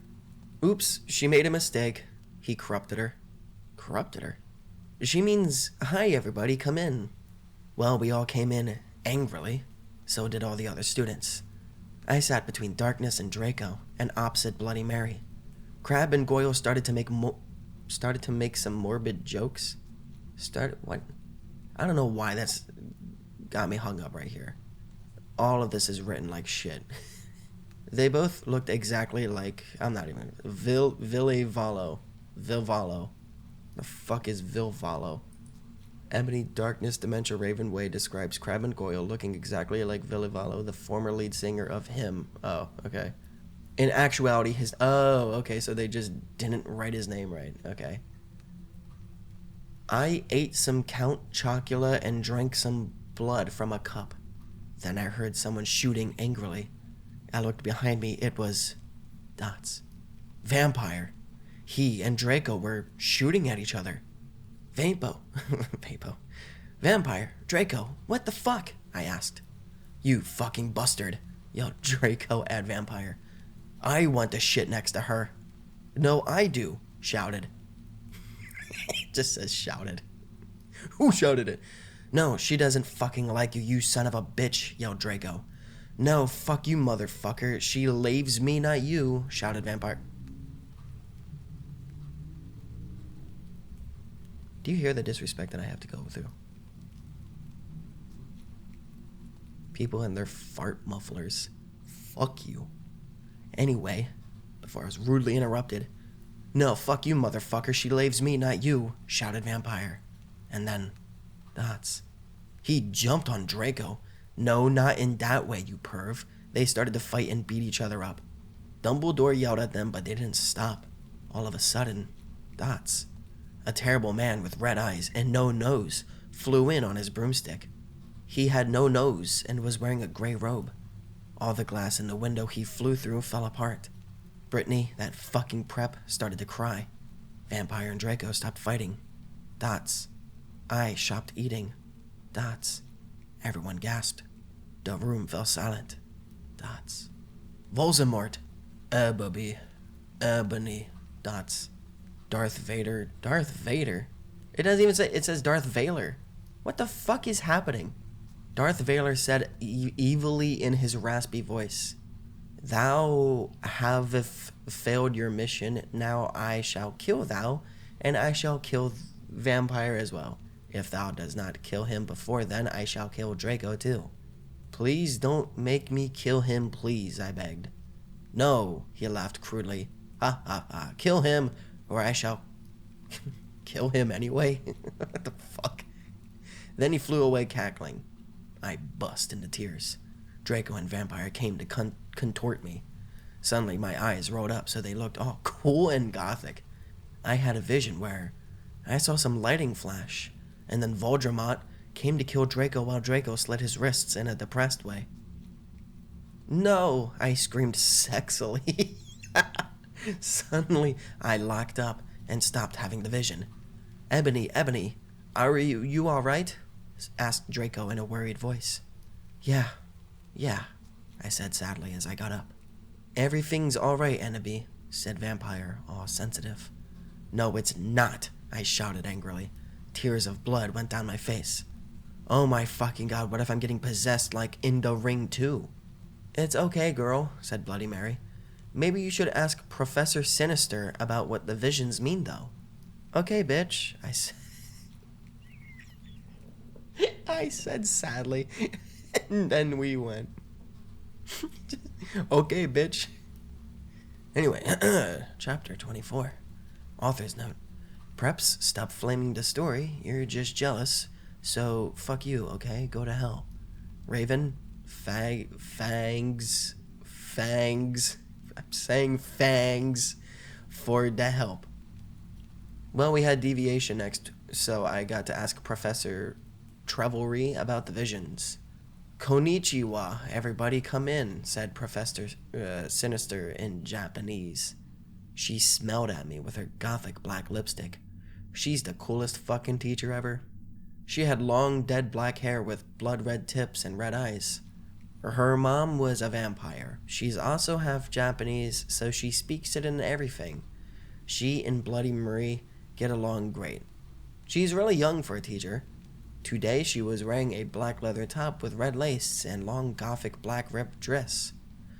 We went inside the black classroom with pastors of Emily the Strong. I raised my hand. I was wearing the same black nail polish with red pentagrams on it. What is it, Ebony? She asked. Hey, I love your nail polish. Where'd you get it? Hot Topic? Yeah, I answered. All the preps who didn't know what Hot Topic was gave me weird looks. I gave them the middle finger. Well, I have to talk about some things. I fucked that up. Well, I have to talk to you about some things. When do you want to do it? How about now? She asked. Okay, I said. Okay, class fucking dismissed everyone, Professor Trevelry said, and she let everyone go. Except for you, Brittany. She pointed at Brittany and some other preps. Please do exercise. Get it? 1 on page 3. Okay, I'm having lots of visions, I said in a worried voice. I'm so worried, is Draco going to die? Well, she gave me a black crystal ball to lock in. Fuck yeah, we're locked in. I looked at it. What do you see? I'm so stupid, she asked. I said I see a black gothic skull and a pentagram. And suddenly, there was a knock at the door. I looked at it. It was Draco. He was looking really sexy, wearing a black leather facet, a black gothic Linkin Park t-shirt, and black Congress shoes. Congress shoes. Okay, you can go now. See ya, cunt, said Professor Sinister. I thought it was Professor... What? I thought it was... Professor Trevelry. I like how I'm getting invested in this. This story doesn't make any sense. Anyway, bye, bitch, I said, waving. I went to Draco and Vampire was sitting next to him. We both followed Draco together, and I was so exhibited. Chapter 25. Author's note. Stop flaming, okay? If you not, then I'll tell Justin to bet you up. And I'll tell all the Reds to put Verdus in your computer. Fuck you. Raven, thanks for the help. I was so excited. I followed Draco, wondering if we were going to do it again. We went outside, and then we went into Draco's black car. Ebony, what the fuck did Professor Trevelry say? Whispered Draco, potting his gothic wit hand with Bvolk nail polish on mine. She said she would tell me what the visions meant tomorrow. I grumbled in a sexy voice. He took out a heroin cabaret and spiked it, and gave it to me to spork. He started to fly the car into a tree. We went to the top of it. Draco put on some MCR. And all the things that you never ever told me, and all the smiles that are ever gonna haunt me, sang Gerard's sexy voice. I would like to emphasize that sentence alone had no typos. That's impressive. We started tiling off of each other's clothes, fervently. He took off my black thong and my black leather bar. I took off his black boxers, then dots. He put his throbbing you-know-what in my tool. In my tool? He put it in my tool? Sexily. Oh my fucking god, Draco, Draco, I screamed, having an orgism. We started Frenching passively. Suddenly, dots. I fell asleep. I started having a dream. In it, a black guy was shooting 2 gothic men with long black hair. No, please don't fucking kill us, they pleaded. But he just kept shooting them. He ran away in a red car. No, oh my fucking god, I shouted in a scared voice. Ebony, what's wrong? Draco asked me as I woke up, opening my icy blue eyes. I started to cry and tears of blood went down my face. I told Draco to call Vampire. He did it with his black Lycan Park mobile. But the worst thing was who the people who were shot in the dream were. Dots. Lucian and Sirius. I gotta take a pause to drink more of this. I feel myself being cured already. Chapter 26. Author's note, preps, stop flaming stry, okay? If you not like the story, then go fuck yourself, you fucking prep. You suck. Oh, why and I wasn't bang racist, okay? What? A few mutates later, Vampire came to the tree. He was wearing a black leather jacks and black leather pants and a Good Charlotte t-shirt. Hi, Vampire, I said flirtily as I started to sob. Draco hugged me sexily, trying to comfort me. I started to cry tears of blood and then told them what happened. Oh, fuck it, Vampire shouted angrily. He started to cry sadly. What fucking dick did that? I don't know, I said. Now come on, we have to tell Dumbledore. We ran out of the tree and into the castle. Dumbledore was sitting in his office. There's a train going on in the background. Fuck you, train, little bitch. Oh, I don't even think you guys can hear that. What if there is no train? What if I'm just like schizo? Oh my god, I can hear the trains. Like, I have Thomas the Train Engine schizophrenia. Whatever. Sire, our dads have been shot, Draco said while we whipped some tears from his white face. Enemy had a vision in a dream. Double odor started to cockle. Ha ha ha ha ha. And how do you expect me to know Ebony's not divisional? Fucking, I'm assuming they mean delusional? I glared at Dumbledore. Look, motherfucker, he said angrily as Dumbledore gasped. C is the toot of Cractor. What? C is the toot of Cractor. C is the toot of Cractor. What the fuck are you saying? You know very well that I'm not decisional. Oh my god. Now get some fucking people out there to look for Sirius and Lucian. Pornto. Okay, he said in a intimidated voice. Where are they? I thought about it. Then, all of a sudden, dots. Long Dawn, I said. I told him which street. He went and called some people and did some stuff. After a few mistunes, he came back and said people were going out looking for them. After a while, someone called him again. He said that they had been found. Draco, Vampire, and I all left our rooms. Draco, Vampire, and I all left our rooms together? I thought you were talking to Dumbledore in Dumbledore's room. What do you mean you left your rooms?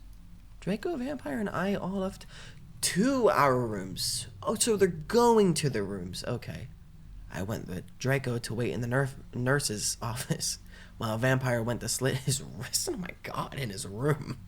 We looked at each other's gothic, depressed eyes, and then we kissed. And suddenly, Sirius and Lucian came in on stretchers. Dots. And Professor Sinister was behind them. Chapter 27. Vampires will never hurt you. Author's note. You know what? I not give a fuck what you preps think about me. So stop flaming the fucking story, bitches. Thanks to Raven for your love and support and help. I love you, girl. Saw's iconic update, lol. I was really depressed and I slit my wrists. I had to go to the hospital, Raven. You rock, girl. Maybe some things shouldn't be on the internet. Everyone in the room started to cry happily. I had saved them. Draco, Lucian, Sirius, Bond, Vampire all came to hug me. The nurse started to give them medicine. Come on, Enemy, said Professor Sinatra. That's life. She was wearing a gothic black leader dress with a corset top and a real vampire blood on it and fucking black platinum boots. I have to tell you the fucking perdition? The perdition? What? I looked at Lucian, Seraphs, Drake, and Vampire. They nodded. I smelled happily, and I went into a dark room. I had changed. Professor Sinister took out some black cards. She started to look into a black crucible ball. She said, Dots. Tara, I see Drac times are near, she said badly. She peered into the balls. You see, you must go back in time. She took out a time toner, like Bloody Mary had. When Voldemort was in Hogwarts before he became powerful, he gut his hearth Borkin. I wasn't gonna laugh at that. God damn it. He gut his hearth Borkin. Now do you think he would still become Voldemort if he was in love? I shook my head. You must go back in time and seduce him. It is the only way. If he is still evil, then you must kill him. You can come to my room tomorrow and you can do it.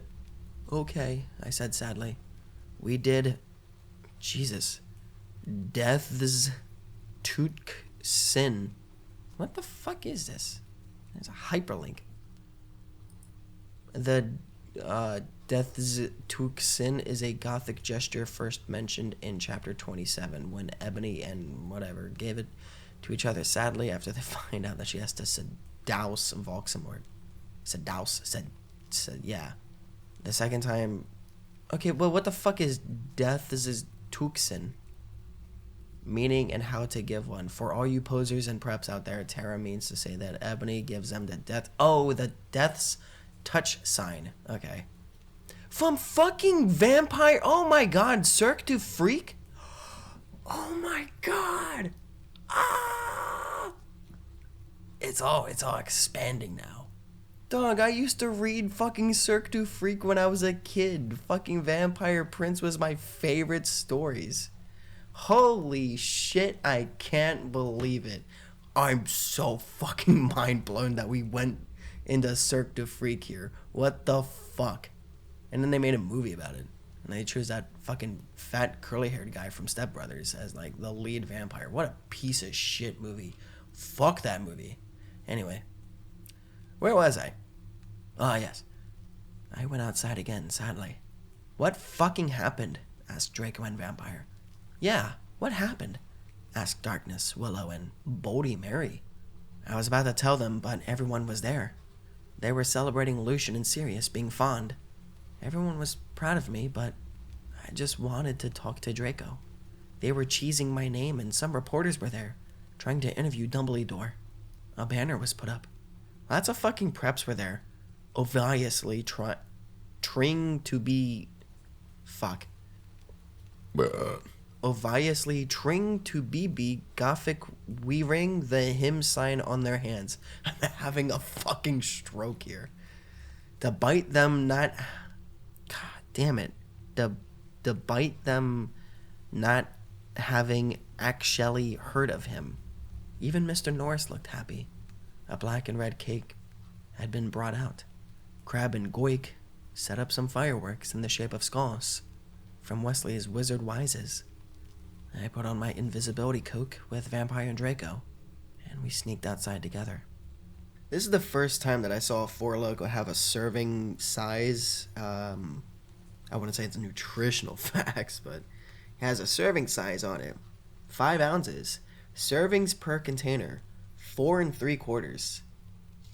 Let's see. 4 3/4 of 13.9%. Let's see what that math is. Hold on. 4.75 times 13.9 equals 66%. Okay. 66% medicine, baby. Anyway, whatever. Hold on. Oh, what a fucking piece of shit. Chapter 28. Author's note. I said stop giffelmying the story. It was a miscat when Professor Relori said that okay. Go to fucking hell. You suck. Thanks to Philly for the help. Raven, have fun with Kiwi. Yeah, go have fun with Kiwi. We went into a black room. The walls were black with portraits of gothic bands like MCR, GC, and Marlon Mason all over them. A big black coffin was in the middle. Red velvet lined the black box. There were 3 chairs made of bones with real skulls in them. I was wearing a black corset bar with purple stuff on it. Purple stuff. Fishnet suckings and a black leather thong underneath. I sat down one of the chairs dispersedly. So did Draco and Vampire. Are you okay? Vampire asked, potting his owl bastard hand on mine. He was wearing black nail polish. I was wearing black nail polish with red crosses on it. There's a fucking cop car just driving by. Like, can you go do your job, you big lazy bum? He just fucking has the sirens on like a big bitch. Fucking bitch. Yeah, okay. He heard me, so he turned off his sirens. So thank you, Mr. Policeman. Draco also put his hand on mine sexily. I smiled sadly with my black lipstick. The problem is dots. I have to seduce Voldemort. I'll have to go back in time. Draco started to cry sadly. Vampire hugged him. It's okay, Obobi. Ebobi.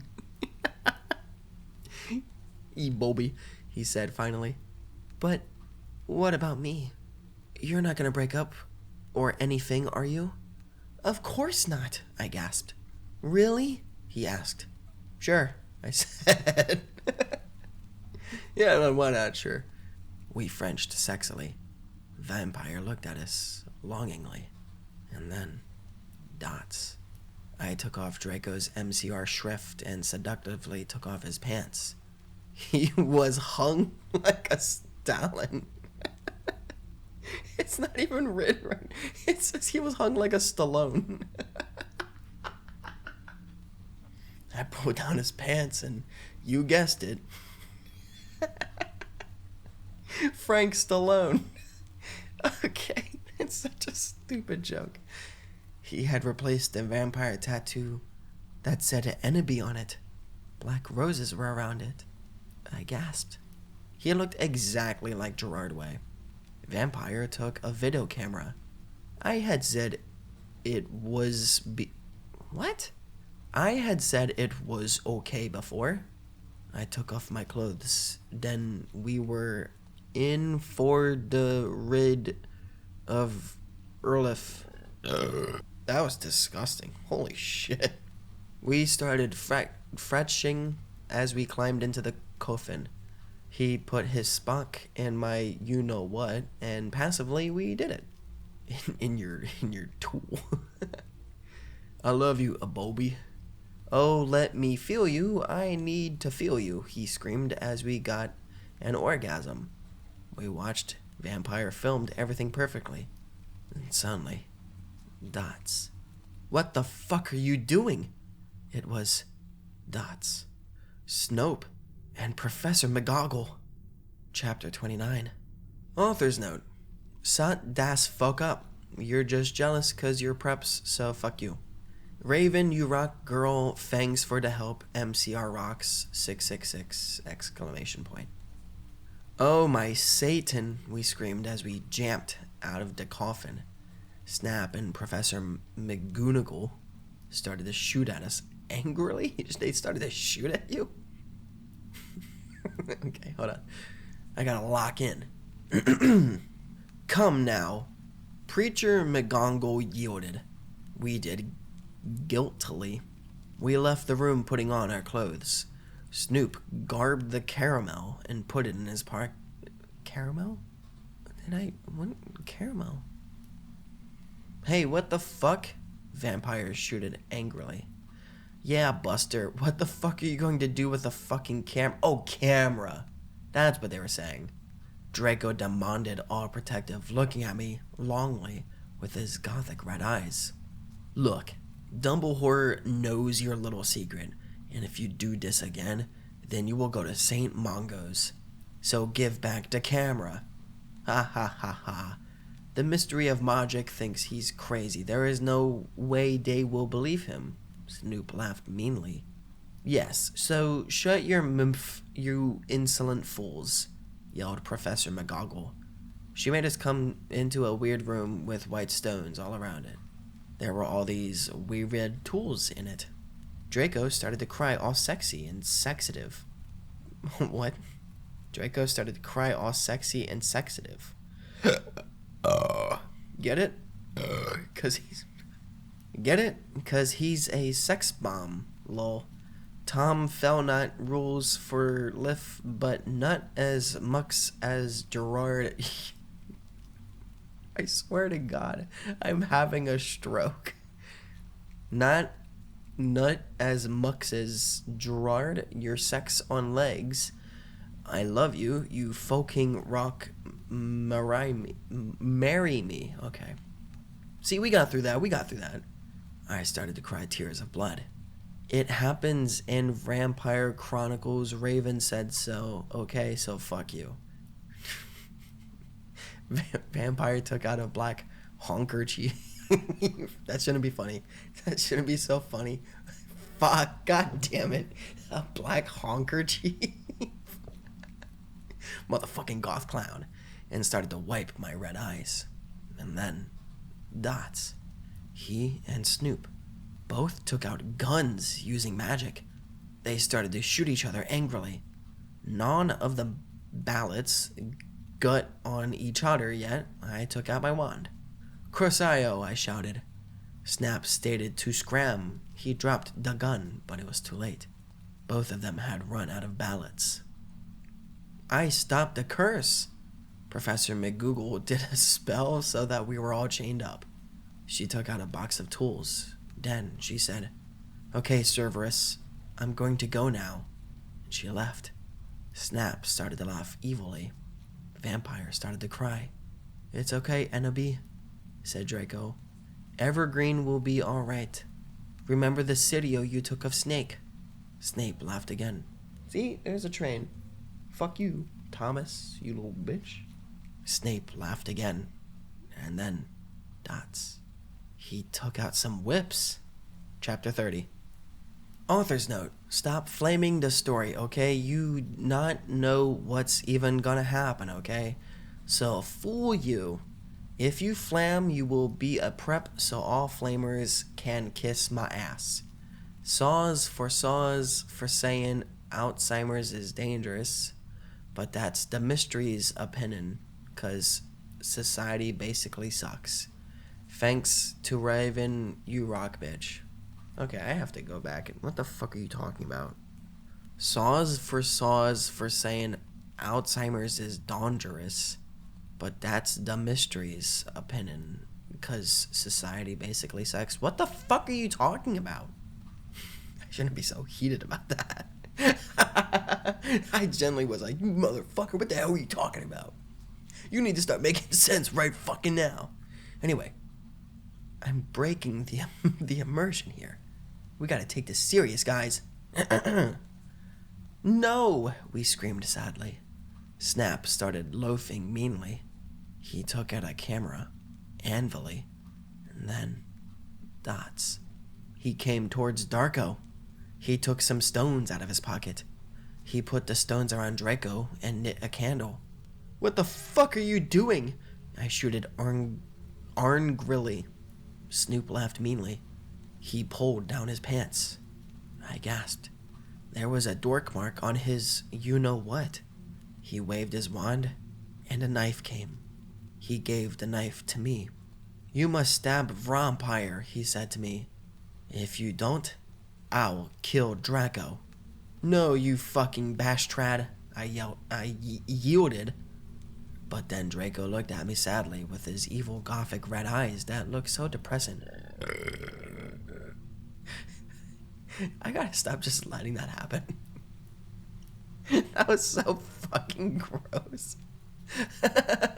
It just like rolls out of my chest. Anyway, with his evil gothic red eyes that look so depressing and sexy, he looked exactly like a pentagram. No, actually it says pentagram. What do you mean he looked like a pentagram? Jesus, I can't even speak. What do you mean he looked like a pentagram? LOL, get it? Because I'm a Satanist. Okay, what the fuck is happening? Okay, we gotta lock in. He looked exactly like a pentagram. Lol, get it? Because I'm a Satanist. Between Kurt Cobain and Gerard. What do you mean he looked like a pentagram between Kurt Cobain and Gerard? What the fuck are you saying? But then I looked at Vampire, and he looked so smexy too, with his gothic black hair.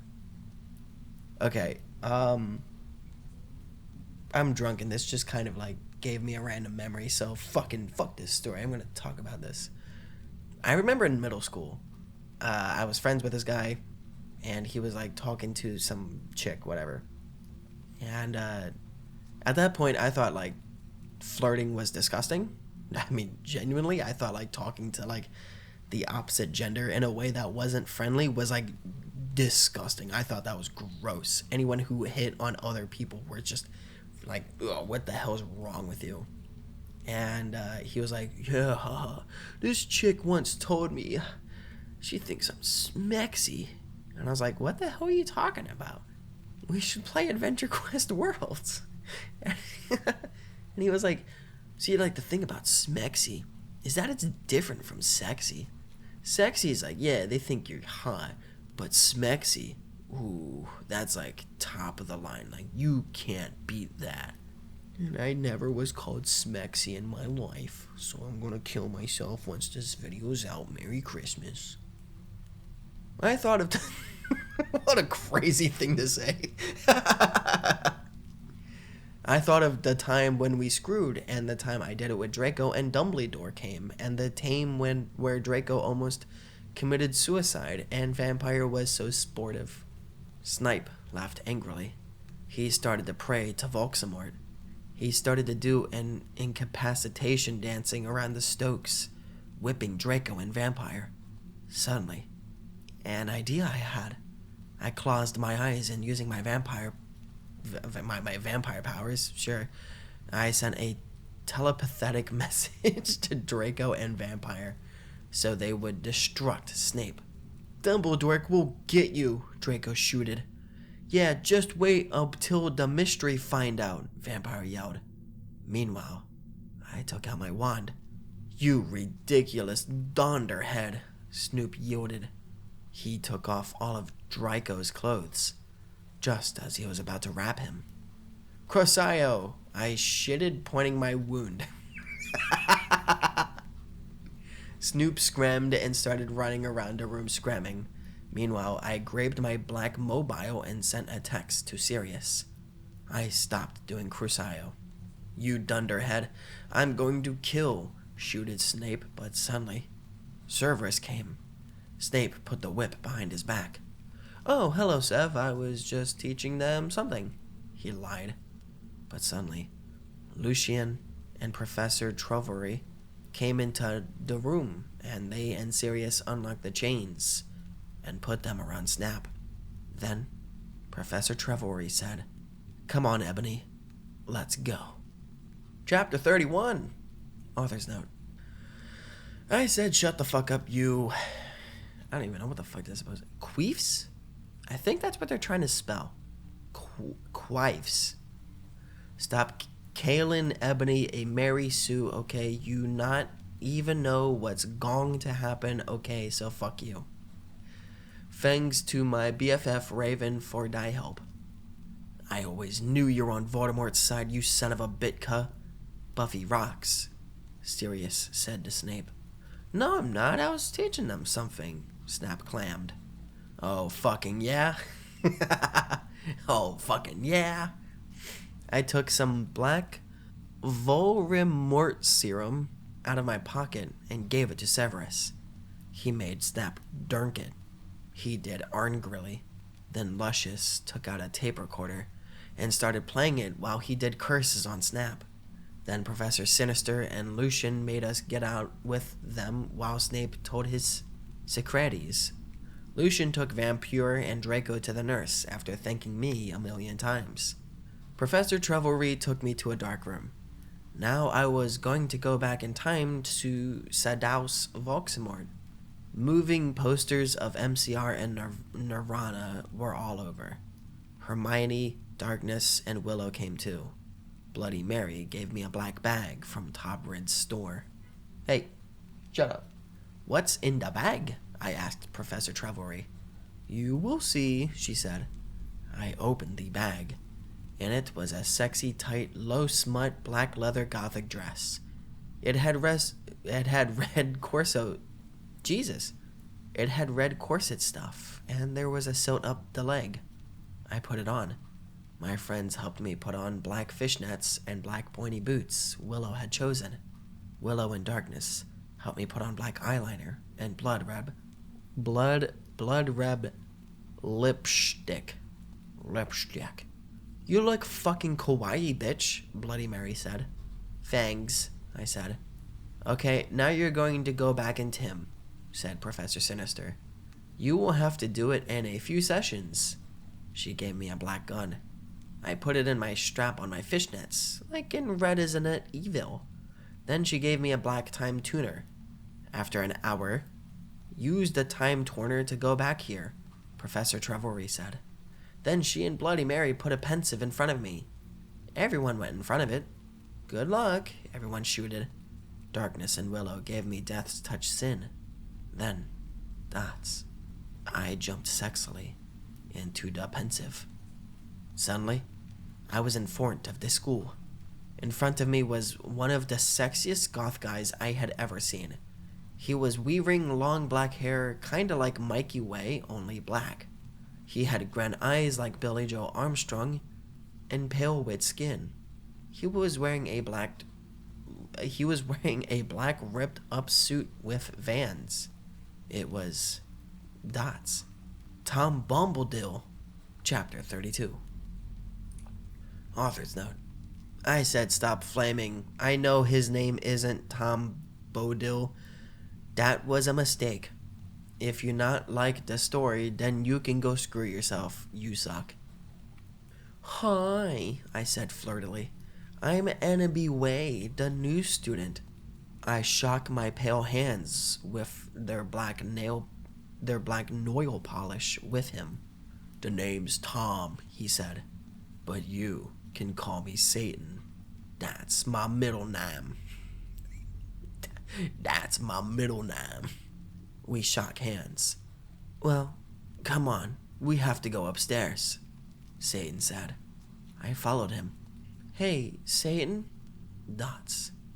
Do you happen to be a fan of Grende? Since MCR and Evanescence don't exist yet then, I asked.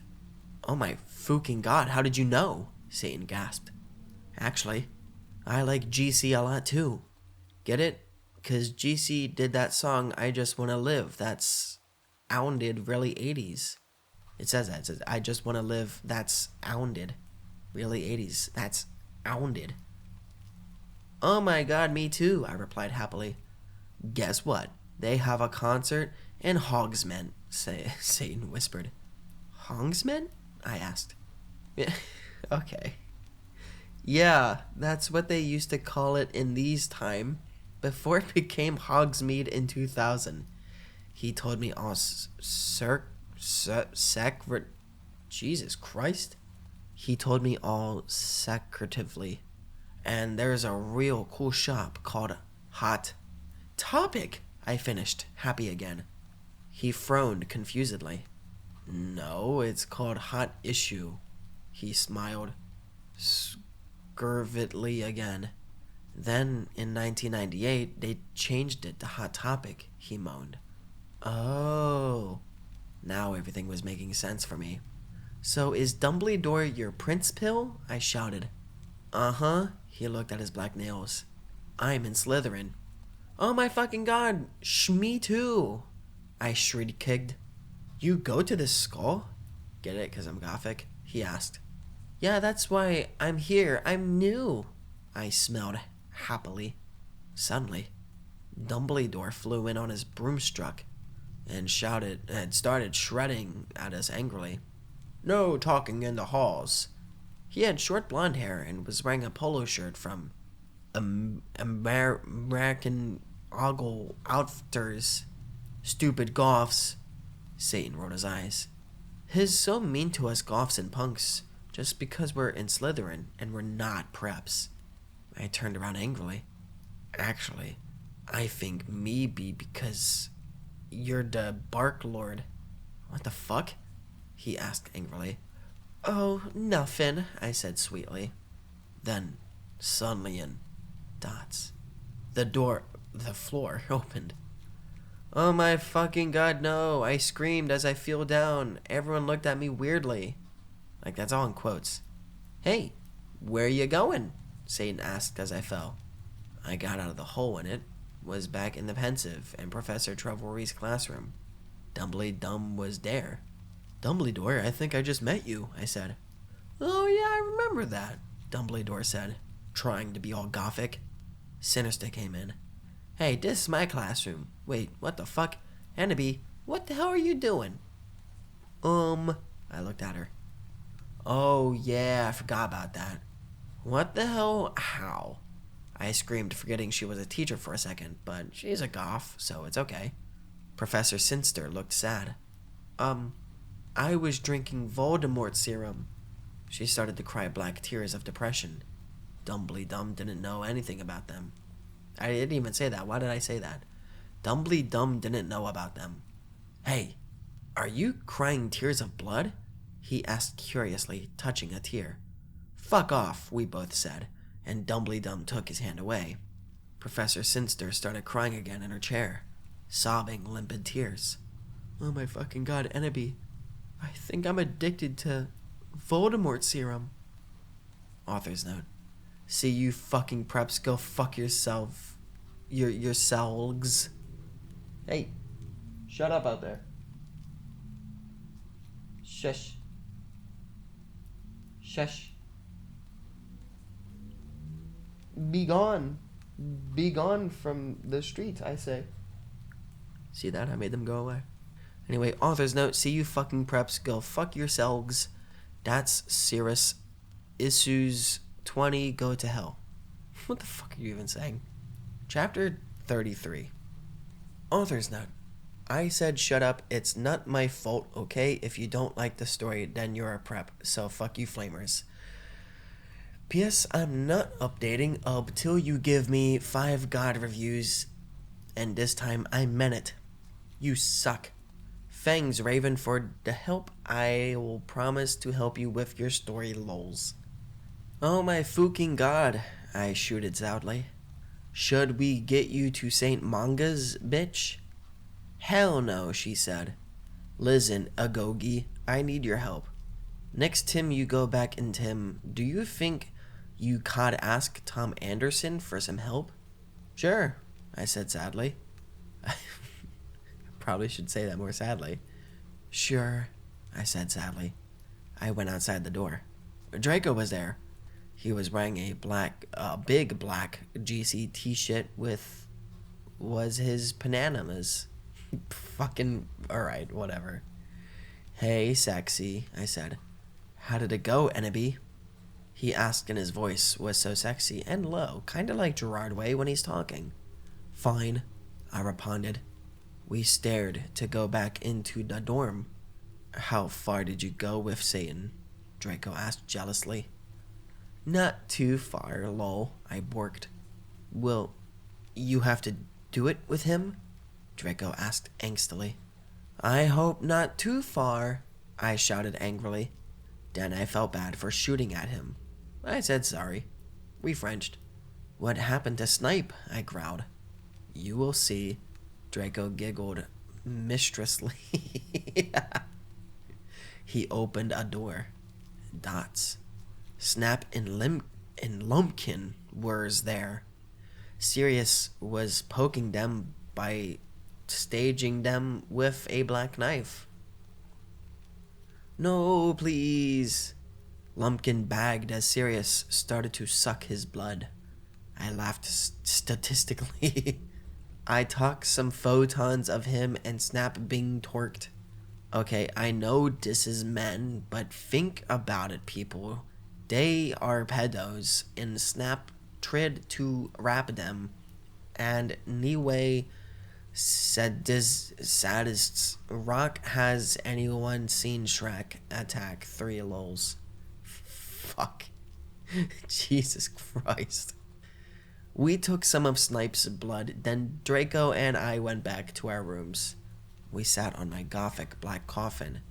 My clothes were kinda driedy, so I put on a black leather outfit, thingy, kinda like the one Swooleen has in Underworld. If you haven't heard of it, then fuck you. I put on some black platform high heels. Draco put on Desolation Livers by MCR. And then, dots. We started to take of each other's clothes. I talk Oz his shit, and he had a 6-pack lols. We started to mac out like in The Grudge. What? We started to mac out like in The Grudge? He pot his wetness in my you-know-what sexily. I gut an orgy. Oh, Draco. Oh, my fucking good Draco. I screamed passively as he got an eructation. I love you, Tabery, he whispered sexily. Then we fell asleep. Lol. My fucking kitty cat is here. Hello. Hi. Hi. Hello. Yeah. Easy. Hello. No, stay away from the Four Loko. That's my medicine. Not yours. Yes, that's a microphone. Easy. Yeah. What is that? Huh? What is that? You just turned the whole entire fucking thing. Hey. Hey. Oh my. You're just messing up my whole entire setup, aren't you? Hi, sweetheart. Can you say hello to the camera? The camera, yeah. Can you say hello to the microphone? I wonder if that's even being picked up. She's just bashing her head right into the microphone. Aren't you just the cutest? Oh, aren't you just the cutest? Aren't you just the prettiest baby in the whole world? Oh, okay. Down she goes. That's the end of chapter 20, the fucking 33, I mean. Fucking great. You still have fucking 10 more chapters to go. 11 more chapters. Guys, we're almost at the end. My drink is almost done. It's a happy day. Chapter 34. Author's note. Shut the fuck up, preps. Have you even read this story? You are probably all just preps and posers, so fuck you. Thanks to Raven for the help. I woke up in the coffin the next day. Draco was gone. I got up and put on a black tight sexy dress that was all ripped at the end. There was red corset stuff going up the front and the back, and it came up to my knees. There was a slit in the dress, like in Mr. and Mr. Simph. I put on ripped black fishnets and black Stilton boots. Suddenly, dots. Sorius cocked on the door. I hoppened it. Hi, Ibony, he said. Guess what? You have to come to Professor Sinister's office. Okay, I said in a depressed voice. I had wanted to fuck Draco. Or maybe listen to MCR. Evanes... Evan... Evanescence. I came anyway. So, what the fuck happened to Snipe and Lupin? I asked Sorius flirtily. I fucking tortured them, he answered in a statistic way. They are in Abkhazian now, lol. I laughed evilly. Where are Draco and Vampira? I muttered. They are excused from school today, Sodomeyes moaned sexily. Right now they are watching The Nightmare Before Xmas. We went into the office. Professor Sinister was there. She was wearing a gothic black dress that was all ripped up, kinda like the one Amy Lee wears in this pic. And there is no pic. This just says http:/. She was drinking some Volximort serum. She took out the pensive and the time torner. Annabee, you will have to do another session now. Also, I need you to get me the cure for being addicted, she said sadly. Good luck, Fangs. And then, dots. I jumped into the pensive again. Suddenly, I looked around. Dots. I was in the Great Hall, eating Count Chorkula. It was morning. I was sitting next to Satan. On a table was a tall gothic man with long black hair, pale skin, and blue eyes, wearing a suit and black Converse shoes. He looked just like Charles Manson. I noticed he was drinking a portent. Who's he? I asked. Oh, that's Professor Slutborn, Satan said. He's the portents teacher. That's Ebony? Yeah? I asked. Did you know that Marilyn Manson is playing in Hogsmeade tonight? I thought it wasn't Hogsmeade until 2000. Fuck you. And they are showing The Exorcist at the movies before that. Yeah? Well, dots. Want to go to the contort and the movie with me? Chapter 35. Ghost of You. Author's note. Thanks to Susie for the idea. You rock. Fuck off preps. Thanks to Raven for thy help. You rock, girl. P.S. I'm going to end destroy really son, so fuck you. Oh yeah, and if you know any gothic names, please tell me, cause I need 14 serious fangs.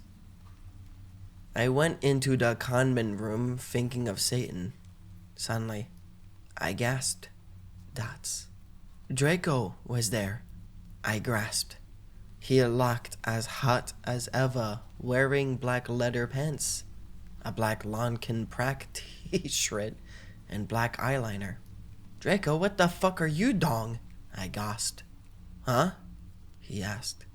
Then I remembered. It wasn't Draco. It was Lucan. He still had 2 arms. Oh, hi Lucian, I said. I'm Ebony, the new student, lol. We shook hands. Yeah. Satan told me about ya. About ya, Lucian said. He pinted to a group of sexy gothic guys. They were sitting in a corner cutting. It was Sirius, Vampire's dad, and dots. Snap. All of them were wearing black eyeliner and black Good Charlotte band shirts. Listen, I'm in a goth band with those guys, he said. We're playing tonight at the Marilyn Manson show as backup. Orally, I asked. Yeah, he said. We're called X Black X Tier X. I play to gutter. Spartacus plays the drums, he said, pointing to him. Snap plays the boss. And James plays the guitar, to even though we call him Samaro, after Samara in the ring. Hey, bastards, I told them. They gave me death's touch sin. Suddenly I gasped again. But don't you have a lead singer? I asked. Lucian looked Dawn sadly. We uzzed too, but she did.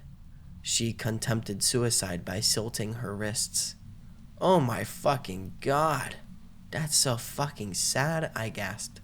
It's okay, but we need a new I'm gonna go ahead and avoid that word. We need a new lead singer, Samaro said. Well, dots. I said I'm in a mad myself. Really? Asked Snap. I couldn't believe it. He used to be Gothic. Yeah, we're called Bloody Gothic Rose 666. Do you want to me sing? Yeah, said everyone. So the guys took out their guitars. They began to play a song by, get it? 'Cause bi guys are so sexy. Gurn Day. I walk this Straat on the boulevard of broken dreams. I sang sexily. I not own the lyrics to that song. Everyone gasped. Enopi, will you join the band? Please? Begged Lucian, Samaro, Sirius, and Snap. Dots. Okay, I shrugged. Are we going to play tonight? Yeah, they said. Okay, I said. But I knew that I had to get a new outfit. I walked outside wondering how I could go forward in time. Suddenly, someone jumped in front of me. It was Dots. Morty McFly. Wait, Morty McFly? Wait, what the fuck? Morty McFly is a random Gothic time traveler but he encountered in the 80s.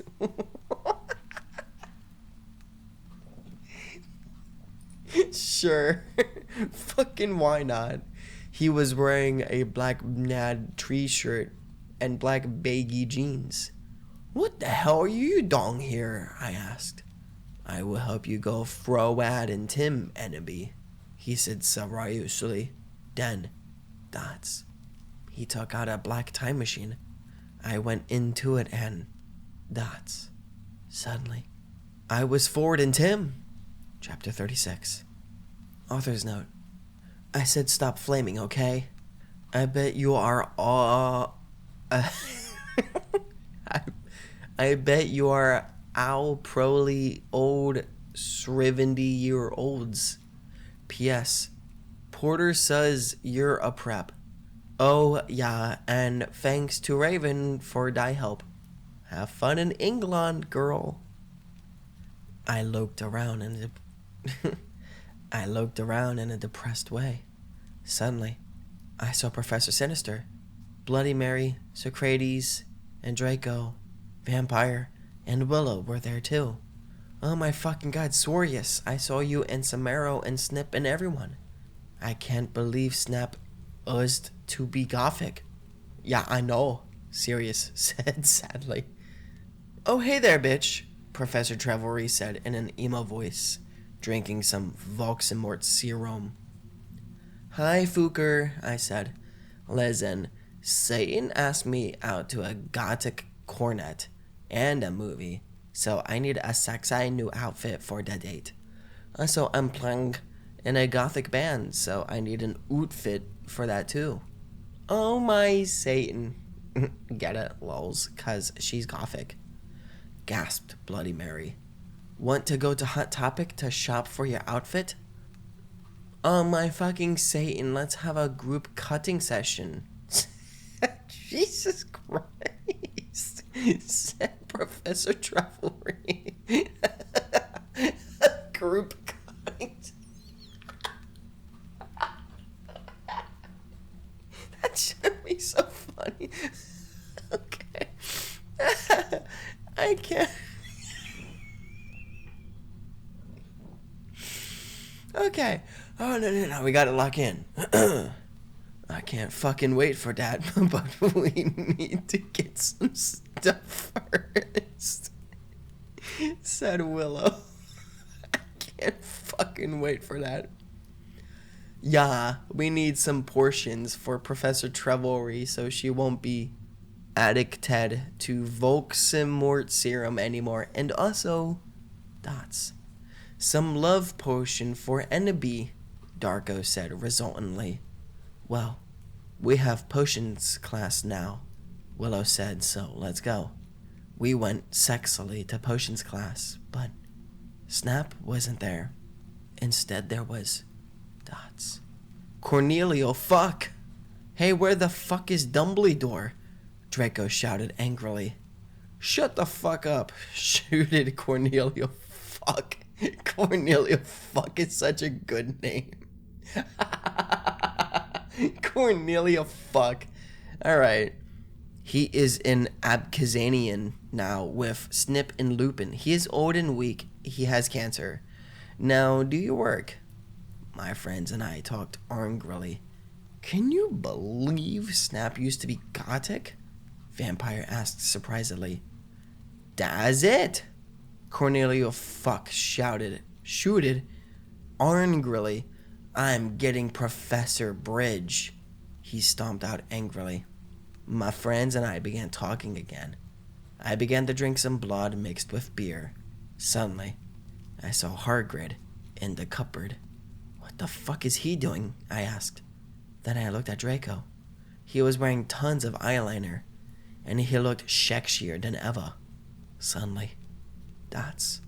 Hagrid, what the fuck are you doing? He shooted. I looked around. Dots. Hagrid was putting something in my glass of blood. Draco and Vampire started to beat him up. Sexily. God, you're such a poser. I shooted at Hagrid.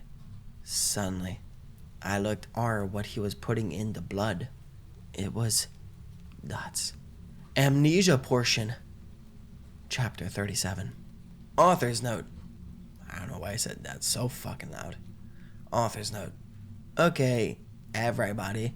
I'm going on vacation on the 1st of July, so I'm either gonna end the fic or update it in weeks. Thanks. Oh yeah, and Prips, stop flaming sa story. Raven, thanks for the help. See ya, girl, after vacation. Draco's point of view, lol. Vampire and I chained Hagrid to the floor. Oh my fucking Satan, Annabelle said. She was so hot. Maybe I could use amnesia potion to make Satan fall in love with me faster. But you are so sexy and wonderful anyway, Tata, said Vampire. Why would you need it? To make everything go faster? Lol, said Annabelle. But you won't have to do it with him or anything, will you?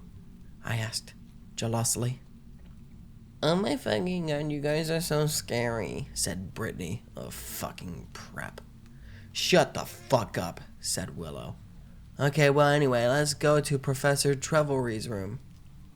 Draco, Ebery, and I went to Professor Siniater's room, but Professor Sinister wasn't there. Instead, Tom Ridd was. Oh, hi fuckers, he said. Listen, I got you some cool new clothes. I took out the clothes from the bag. It was a gothic black leather miniskirt that said 666 on the back. Black Stilton boots, blood red fishnets, and a black corset. Oh my god, thanks, I said, hugging him in a gothic way. I took the clothes in the bag. Okay, Professor Sinister, isn't her what the fuck should we do? What? Asked Draco. Suddenly, he looked at a sign on the black wall. Oh my fucking Satan, I screamed as I read it. On it said, everyone, Professor Sinister is away. She is too gothic. She is in Azkabanian now. She is in Azkaban now. Classes shall be taught by Dumbledore, who is back, but he shall not be principal for now. Sincerely, Professor Rumbridge. Oh my fucking god, I shouted angrily. How could they do that? Suddenly, Dumbledore came. What the hell are you doing in my office? He began to shoot angrily. I suddenly saw Morty McFly's black time machine. I jumped seductively in it, leaving Draco and Vampire. Suddenly, I was back in Tim. I looked around. It was Dots. Professor Slutborn's office. I sneaked around. Suddenly, I saw the amnesia potion on his desk. It was black with blood-red pentagrams in it. It was the shape of a cross. I put it in my pocket. Suddenly, the door opened. It was Dots. Professor Slutborn. Oh my god, what are you doing, fucker? He shouted angrily. I don't know, what the fuck are you doing? I shouted angrily. Oh, sorry, I was just looking around because I thought it was class. You said, finally, hoping he couldn't see the potion in your pocket. Oh, okay, you can go now, said Professor Slutborn. You went in the conmen room after putting on my clothes. What the fuck is happening? Silas, Samaro, and Snap were there practicing Vampires Will Never Hurt You by MCR. Oh, hi, you guys, I said seductively. Where's Satan? Oh, he's coming, said Sirius. By the way, you can call me Hades now. Suddenly, Satan came. He was wearing a smexy black leather Jackson, black Congress shoes, a Slipknot t-shirt, and a black tie. Okay, I will see you guys at the concert, I said. And then, I went with Satan. Chapter 38. Author's note. What does everyone think if I end this story and then I add some more to it after vocation? Oh yeah, Ascend Preps, stop flaming. If you don't like the story, then take my quiz, okay? There's a quiz? You will see if you're gothic or not. Well, I gotta see if I'm gothic or not after all this. Satan and I walked to his car. It was a black car with pentagrams all over it. On the license plate said 666, just like Draco's car. I went in it seductively. Stan started to drive it. We talked about Satanism. Lowe's, he was named after Satan. Cutting, music, and being gothic. Oh my Satan, Gerard is so fucking hot. Voldemort agreed as we smoked some weed. 'Cause bi guys are hot, they are so sensitive. I love them, lol. Go as fuck's a bi. It just says, go fuck a bi guy. That's so fucking crazy. Go fuck a bi guy. Lol, I totally decided not to commit suicide when I heard Helena. I said it in a flirty voice. Dots. Hey, Satan, do you know the cure for when people are addicted to Voldemort serum? Well, Dots, he thought. I think you have to drink vampire blood. Suddenly, Voldemort parked the car behind a black movie theater. Satan and I walked outside. We went into the movie theater where they were showing The Exorcist. In it, a boy and a girl were doing it. Suddenly, a serial killer came in, lol. Satan and I laughed at the blood 'cause we're sadists. While Satan was watching the movie, I had an idea. I took Satan's gothic black nightmare before Christmas cigar sexily from his pocket and put some amnesia potion in it. I put it back in his black Emily the Strange bag. Satan turned around and started to smoke it. Black clouds whiffed up red pentagrams in them started to fly around everywhere. Oh my god, Satan said, jumping up. I gasped because I was afraid he had noticed. And to be just what? I knew that the amnesia had worked. Amnesia potion had not been invented yet, so it will not work, he said. Too bad, 'cause I wanted to use some on you. Cool. I raised my eye suggestingly, and then Dots. He took off my clothes sexily, and we started to make out. I took off his shit. Fuck. He had six-pack adjuster like Gerard Way. We Frenched. Excuse me, but you are going to have to leave. shooted. Why did I say that like Arnold Schwarzenegger? Excuse me, but you are going to have to leave. Come with me if you want to leave. Alright. Shooted the lady behind us. She was a prep. Fuck you, I said. Suddenly, dots. I attacked her, sucking all her blood. No, she screamed.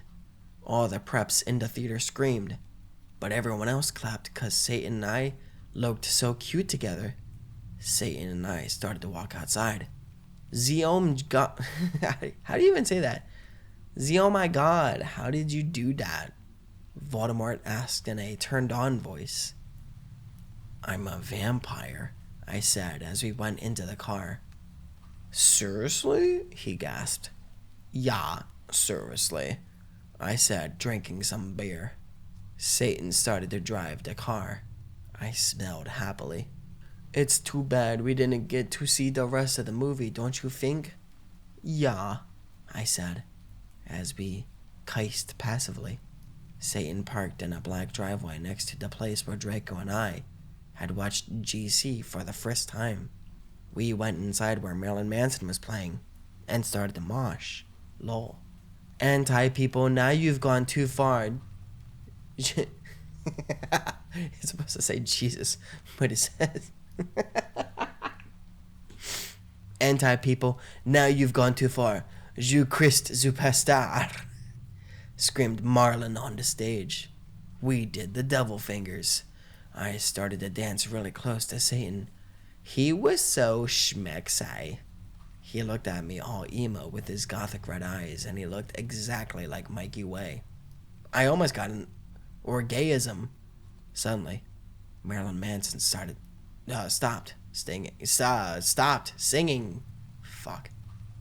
I would like to peasant dots. X, black, X, tier X, he said. I ran on stage. Lucian, Samaro, Snap, and Hades were there. They started to play their instruments. I got on Stag. Well, if you wanted honesty, that's all you had to say, I sang. I not own the lyrics to that song. My voice sounded like a pentagram between Amy Lee and a girl version of Gerard Way. Gerard Way. Everyone clapped. Satan got an erection. I'm not okay, I sang finally. Suddenly, Lucian started playing the song wrong by mistake. Oh my fucking god, yelled James. What the fuck? Whoops, I'm sorry, said Lucian. You fucking asho, James shouted angrily. You guys are such preps, Snap said. Come on, it was a mistake. Yeah, it's not his fault, said Sirius. No, he ruined the fucking song, yelled Samaro. You guys stop. I showed angrily, but it was too late. They all began to fight. Suddenly, Samaro took out his knife. Oh my fucking god, no! Shouted Lucan, but it was too late. James tried to shoot off his arm, and then dots. I jumped sexily in front of the bullet. No! Yelled everyone, but it was too late. Suddenly, everything went black. Chapter 39. I am a trolling genius, lols.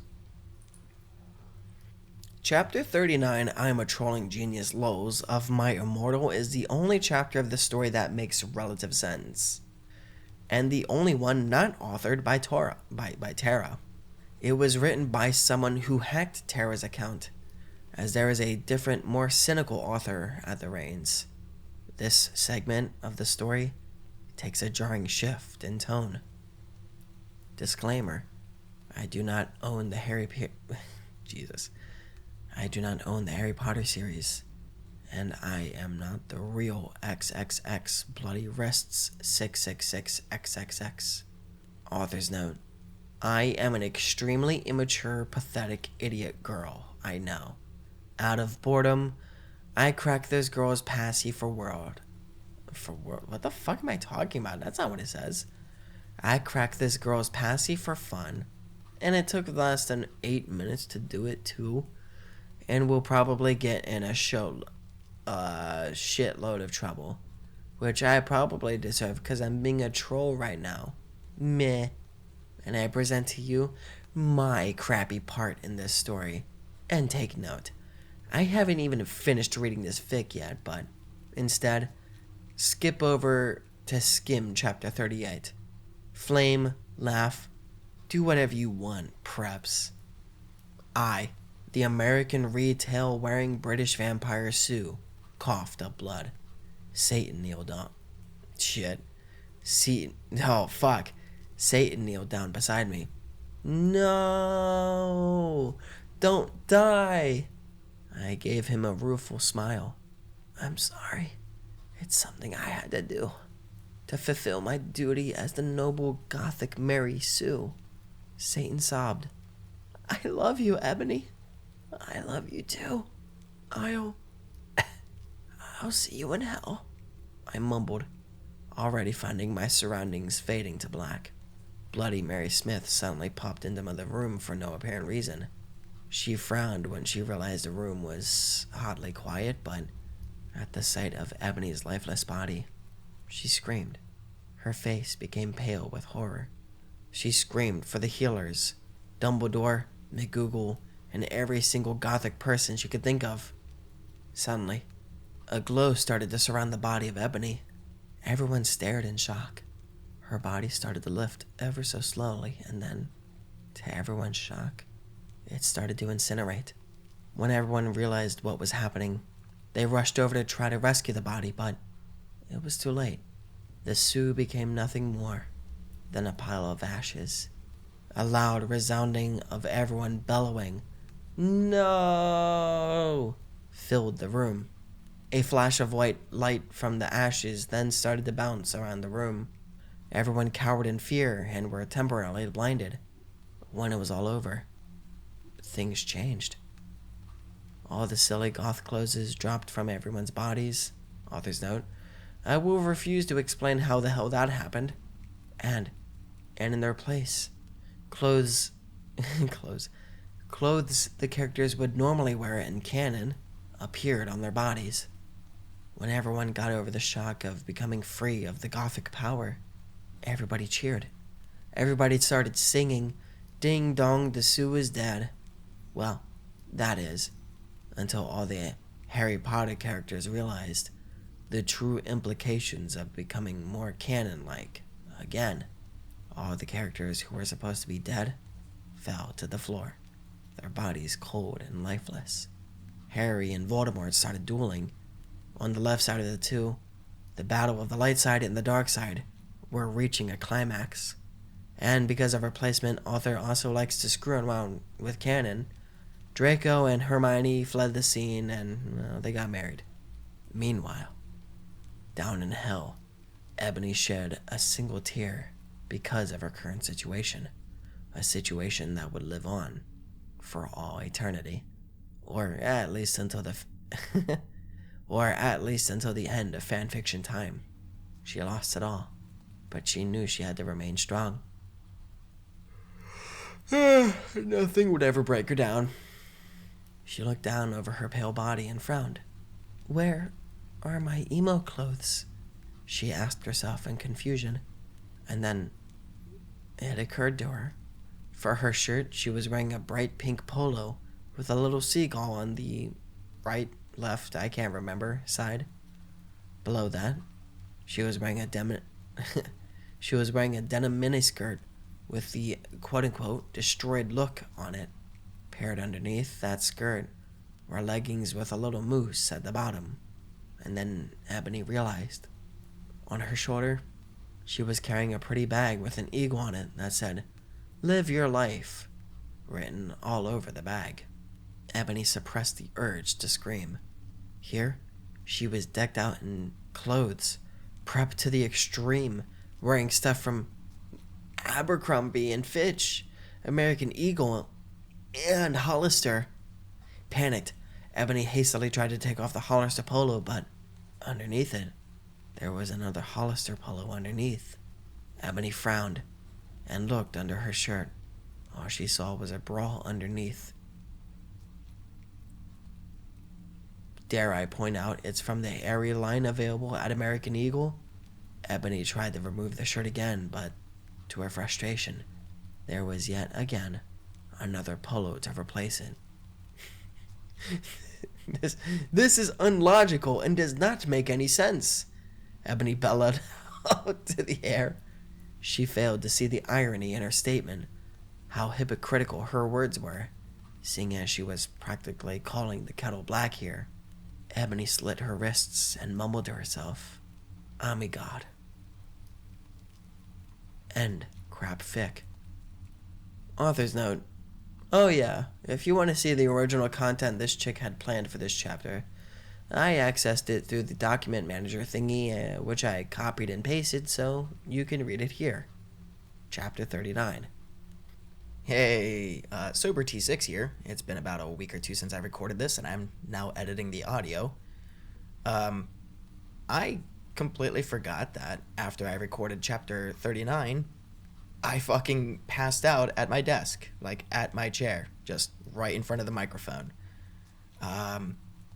According to Audacity, I passed out for about 45 minutes before coming to and continuing to narrate. That's how dedicated I was to this. I fucking took a power nap, woke up, and was like, all right, we got to continue recording this. Except I sound not only incredibly tired, but I sound tremendously more drunk. So luckily this doesn't last too much longer, but yeah, this is pretty rough. Author's note. Shut the fuck up, preps. Get a lift. You suck. Oh, inform now. It will be on vacation in England until like August, so I won't be able to update for a while. Lols. Thanks to everyone who reviled. Expect the preps who flamed. Fuck you. MCR rules. 66X. I woke up in the nurse's office on a special gothic coffin. Hagrid was in the bed opposite me in a coma, 'cause Vampire and Draco had bed him up. Mr. Norris was cleaning the room. Oh my Satan, what happened? I screamed. Suddenly, Voldemort came. He looked less mean than usual. Get the fuck out, you fucking bastard, I yielded. Thou hast not killed Vampire yet? He said angrily. Suddenly, he started to cry tears of blood, owl selective. Voldemort, what the... Oh my fucking God, what's wrong? I asked. Suddenly, dots. Lucian, Professor Sinister, and Sirius came. Bloody Mary and Vampire were with them. Everyone was holding black boxes. Voldemort disappeared. Oh my God. Or oh my fucking God. Ennaby, you're alive, screamed Vampire. I hugged him and Bloody Mary. What the fuck happened? I asked them. Oh my Satan, am I like dead now? I gasped. Ennaby, you were almost shot, said Sirius. But the ballot could not kill you since you were from another time. But thanks anyway, said Lucian, holding Oot in his arm. I gasped. He had 2 arms. Oh my God, I can't believe Vampire's dad shot you, I gasped. Well, to be honest, Snap was possessed by Snap back then, said James. Yeah, he was a spy, Sirius said sadly. He was really a death dealer. And he was such a fucking poser too, said Lucian. He didn't even really know who GC were until I told him. Well, anyway, everyone started to give me presents. I was opening a black box with red 666s. There was a DVD of Corpse Spread on it, when I gasped. Norris, Mr. Norris, looked up angrily, 'cause he hated Gothas. Hey, has anyone fucking seen Draco? I asked gothically. No, Draco told me he would be watching Hose of Wax, said Professor Trevelry. He doesn't know that you're better. Anyway, the Norse said you could get up. Come on. I got up suicidally. Lucian, Sirius, and Professor Sinister left. I was wearing a black leather nightgown. Under that, I had on a sexy black leather bra trimmed with black lace, with a matching thong that said Gothic Girl on the butt. and sexy fishnets that kind hooked onto my thong. If you don't get the idea, massage me, I'll tell you. I put on a black fishnet top under a black MCR t-shirt, a black leather mini with black lace and Congress shoes. I left the hospital's wings with Bloody Mary, Willow, and Vampire. Oh my fucking god, let's celebrate, gasped Willow. We can go see Hose of Wax with Draco, giggled Vampire. Let's go listen to GC and cut ourselves, 666, said Hermione. We opened the conman room door sexily, and then dots. I gasped. Dots. Draco was there, doing it with Snap. He was wearing a black shirt with 666 on the front and baggy jeans. You fucking prep, we all yielded angrily. Yeah, you betrayed us, shooted Vampire angrily as he took out his black gun. No, you don't understand, screamed Draco, sadly, as he took his thingy out of Snake's. No shit, you fucking suck, you preppy bastard, said Willow, trying to attack him. You rock, girl. I ran suicidally to my room. I sexily took a stake out. Annabee, no, screamed Draco, but it was too late.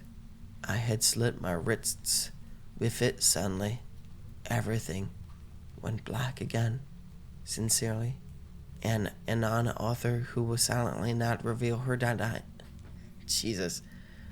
will not reveal her identity because she's a coward, aka just a troll with rocks for brains. Chapter 40. Lol, someone has taken my account over. The idiot's note. Well. Dots. This was in the dock area. Dots.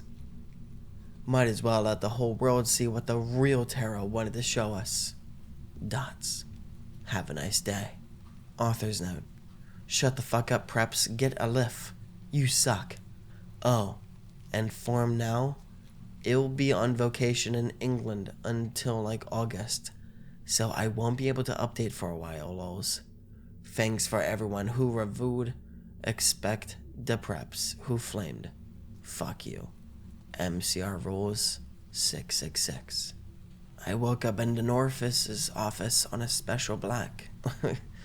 I just made that up. On a special gothic coffin. Hagrid was in the bed opposite me in coma cause Vampire and Draco had bet him up. Mr. Norris was cleaning the room. I said, what happened? I screamed.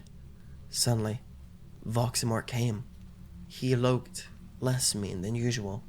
Get the fuck out, you fucking bastard, I yielded. Thou hast not killed Vampire yet, he said angrily. Suddenly, he started to cry tears of blood, all selective.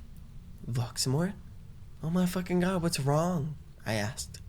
Suddenly, dots. Lucian, Professor Sinister, and Sirius all came. Bloody Mary and Vampire were with them. Everyone was holding black boxes. Voldemort disappeared. Oh my fucking god, Annabee, you're alive! Screamed the Vampire. I hugged him and Bloody Mary. What the fuck happened? I asked them.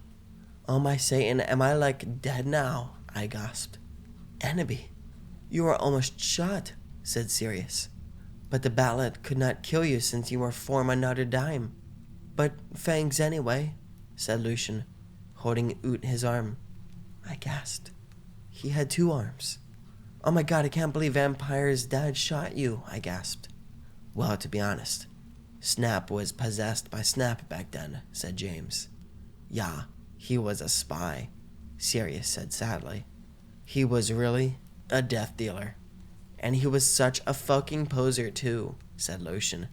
He didn't even really know who GC were until I told him. Well, anyway, everyone started to give me presents. I was opening a black box with red 666s. There was a DVD of Corpse Bride in it. On it when I gasped. Mr. Norris looked up angrily because he hated goths. Has anyone fucking seen Draco? I asked gothically. No. Draco told me he would be watching Hose of Wax. said Professor Trevory. He doesn't know that you're better. Anyway, the Norse said you couldn't get up. Come on. I got up suicidally. Lucian, Sirius, and Professor Sinister left. I was wearing a black leather nightgown. Under that, I had on a sexy black leather bra, trimmed with black lace, with a matching thong that said Gothic Girl on the butt, and sexy fishnets that kinda hooked onto my thong. If you don't get the idea, massage me, I'll tell you. I put on a black fishnet top under a black MCR t-shirt, a black leather mini with black lace and Congress shoes. I left the hospital's wings with Bloody Mary, Willow, and Vampire. Oh my fucking god, let's celebrate, gasped Willow. We can go see Hose of Wax with Draco, giggled Vampire. Let's go listen to GC and cut ourselves, 666, said Hermione. We opened the conman room door sexily, and then, dots. I gasped. Dots. Draco was there doing it. With Snap. He was wearing a black t-shirt with 666 on the front, and baggy jeans. You fucking prep, we all yielded angrily. Yeah, you betrayed us, shooted Vampire angrily as he took out his black gun. No, you don't understand, screamed Draco sadly as he took his thingy out of Snake's. No shit, you fucking suck, you preppy bastard, said Willow, trying to attack him. You rock, girl. I ran suicidally to my room. I sexily took a stakeout. Enemy, no, screamed Draco, but it was too late. I had slit my wrists with it suddenly. Everything went black again. Idiot's note. Ugh. Dot. I know. Dot. Terrible. Dot. But then again, this wouldn't be called the worst fanfic ever, if not for the fact that the writing standards meets the level of a day-old fetus. Dots. Chapter 41. Author's note. To everyone who keeps flaming this get es lefty. I bet you are probably Odin know who your Gerard Way is. You're probably all out preps and posers. New way someone hacked into my account in November and they put up my last chapter, but now there is a new one. I'm sorry for not updating for a while, but I've been really busy. I'm trying to finish this story before the new movie comes out. I'm going on vacation for a month. I won't be back until about 2 weeks. Oh my fucking god, Draco is so hot in all the pics, the new movie. I wanted them to put a cameo by Gerard Way. Lol, he has sort of played Draco. If you flame, I'll slit my wrists. Raven, you rock, girl. Have fun in England. When I woke up, I was in a strange room. I looked around. I was wearing the same outfit I had when I was performed with X-Black X T-Rex. I looked around confusedly. It was the Norse's office, but it looked different. On the wall was a pic of Marilyn Manson. Just imagine that. He is an 80s gothic band too, okay? 'Cause he is more old than Panic at the Disco or MCR. There was also a gothic black Beatles calendar with a picture of the Beatles wearing eyeliner and black clothes. On it said 1980. Oh my fucking god, I'm back in Tim again, I screamed loudly. Suddenly, Satan. This is actually Voldemort for photo references. Voldemort was wearing a black leather Jackson, black tight jeans, and fishnet pants. He looked so sexy, I almost had an orgy. Oh my fucking god, Enemy, are you okay? He asked gothically. Yeah, I'm okay for your information, I snapped sexily. Oh my god, am I dead? 'Cause I remembered I had jumped in front of the bullet from James Gunn. I also remembered King Draco doing it with Snake. Oh, seeing Draco, okay. I guessed that when I had slit my wrists, I had went back in Tim instead of dying. I know I could go forward in time if I found a time toner or the Tim machine. No, you're not dead, Satan reassured suicidally. as he smoked a cigarette sexily, and smoke came all over his face. "You're a vampire, so you can't die from a bullet. Come on now, let's go see how Harry's dad is doing." I knew that the real reason I didn't die from the bullet was 'cause I was from the future. "What the fuck? James almost shot Lucius," I said, indignantly. I knew that James had really been possessed, but I didn't want him to know I knew. "Yeah, I knew, but he had a headache. He was under a lot of stress," Satan reasoned evilly. "I guess that's okay," I said, because James hadn't really shot Lucian. Also, I know that Lucian would now have 2 arms instead of 1. I walked seductively outside with Satan. Suddenly, I saw a totally sexy gothic bi guy. He had bleached blonde hair with black streaks up to his ears, and he was wearing gothic black eyeliner, a black Green Day shirt. It showed Billy Joel with blonde hair since it was the 80s, black Converse shoes, and black baggy pants. He walked in all sexily, like Jared Way in the video for I Don't 3 You Like Yet I Did Yesterday.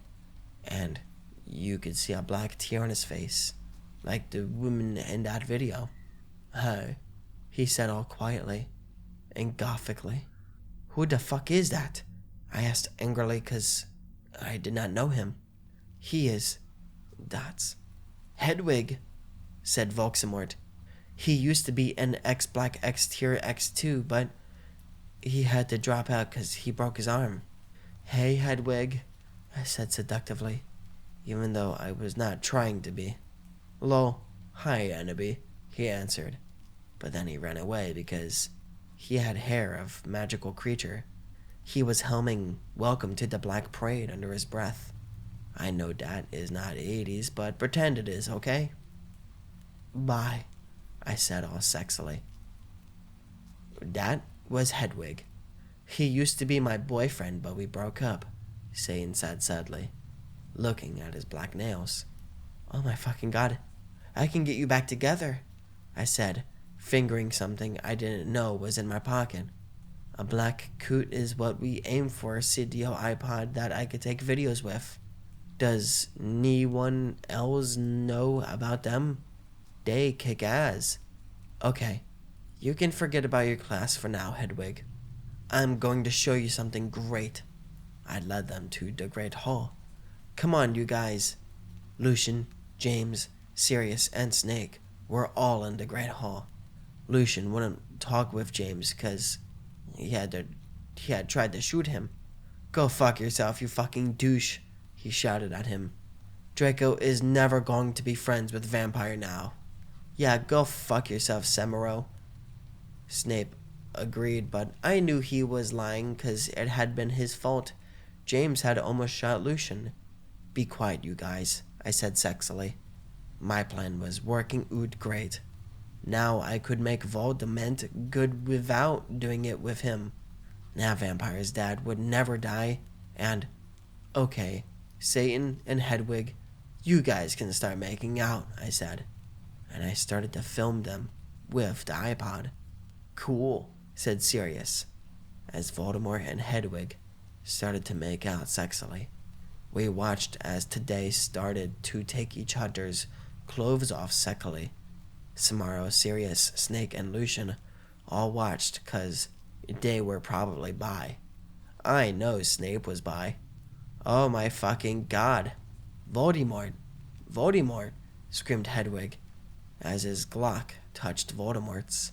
But suddenly, everything stopped as the door opened, and in came Dots, Dumbledore, and Mr. Norris. Chapter 42, The Black Parade. Author's note. Oh my god, the new book is coming out really soon. I can't wait. I think that Snap will be really the same person as Voldemort because they are both half-blood, so that will explain why he killed Dumbledore and he hated Harry. And then Harry will have to commit suicide, so Voldemort will die because he will really be a Horcrux. Oh my god, I hope Draco and Harry get together. That will be so schmexy, won't it? If they don't, JKR is homophobic. Huh. What an interesting foresight. Anyway, thanks for the help with facts. Medusa, you rock. I sat depressedly in Dumbledore's office with Hedwig, Satan, James, Sirius, Snap, and Lucian. Dumbledore was sitting in front of us cruelly. He looked more young then than he did in the future. He had taken the iPod away, and was now listening to a shitty Avril Lavigne song. What the hell is this anyway? He cackled meanly. I hoped he didn't find out that I was from another time. Whatever you do, don't blame Ebony, you jerk, Satan said. Yeah, seriously. She was just trying to get Satan and Hedwig back together, Sirius said defiantly. Be quiet, you Satanists, Dumbledore cackled. If you're lucky, I'll probably send you all to Kazaban. That would teach you to copulate in the Great Hall. He changed the song on the iPod too in a NSYNC song. Suddenly, I noticed something strong about the iPod. It was slowly changing. Dumbledore didn't notice. You fucking poser, I muttered. I bet you've never heard of GC, James said. No, I knew what the iPod was changing into. Morty McFly's tin machine. Shut up, Jones, Draco's dad shouted. Yeah, shut up, Snake said preppily.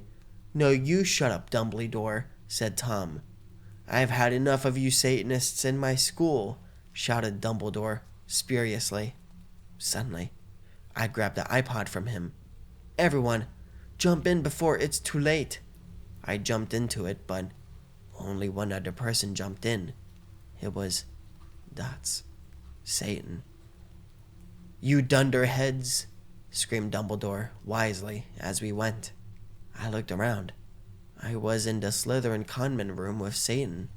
I was wearing a black plaid miniskirt with hot pink fishnets, a sexy black MCR corset, and black stiletto boots with pink pentagrams on them. My earrings were Blake Satanist sins, and my raven hair was all around me to my mid-black.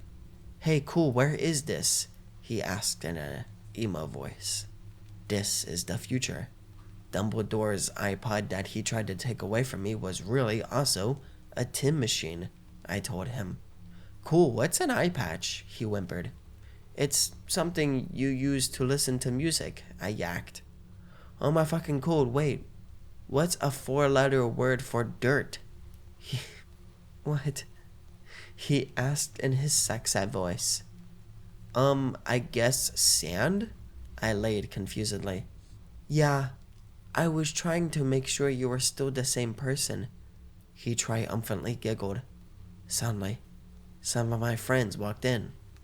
Oh my god, you're fucking alive, said Jenny, wearing a black leather jacket, black baggy pants, and a gothic black from first to last shirt. I explained to her why I was alive. Konnichiwa, bitch, said Willow. She was wearing a black corset showing off her boobs with lace all around it and red stripes on it. With it, she was wearing a black leather miniskirt, big black boots, white foundation, black eyeliner, red eyeshadow, and black lipstick. Hey, motherfucker, said Diablo with his red hair. He was wearing a Panic at the Disco t-shirt and blaggy pack pants. Hey, who is that Ibony? Bloody Mary questioned, as she walked in wearing a black t-shirt with a red pantorama on it, with lace at the bottom, red leather pants with black lace, and black stilettos. Oh, it's Satan, I told her, and she nodded, knowing the truth. Suddenly, Satan started to cry. Are you okay? We asked concernedly. Oh my fucking god, you're from the future. What if you don't like Emma anymore 'cause we're from different times? He asked. No, I still like you, I said sexily to him. Okay, he said reassuredly. I let him listen to Teenagers by MCR on my iPod. While I was about to go outside to find out some things, I gave Diablo a signal to keep Satan occupied. Satan fell asleep. I took the iPod. I was about to walk outside. Professor Sinister ran in. She was wearing a gothic black mini dress with depressing black stripes, white and black striped tights, and red Converse shoes. She was wearing lots of black eyeliner. Oh my fucking god, where's Draco? How did Snap get back here? I thought he was in Azerbaijan, I asked sadly. Ebony, I was so worried about you, but I know you can't fucking die because you're a vampire. Snape came back because that girl Brittany freed him. I never liked her. She was a bad student, Trevor Lee said reassuredly. That bitch. Did she also free Hagrid and Lupin? I shouted angrily. I hated Brittany because she was a fucking prep. Yes, they are on the loose at the school. Dumbledore is back. Cornelia is on his way to help everyone. Tell everyone you see to lock themselves in their con man room, Trevor said worriedly. Okay, but where's Draco? How come he was doing it with Snap? I don't know why, but I know he almost tried to commit suicide after you saw him almost kill yourself, she said. Oh my god, that's terrible, I gasped.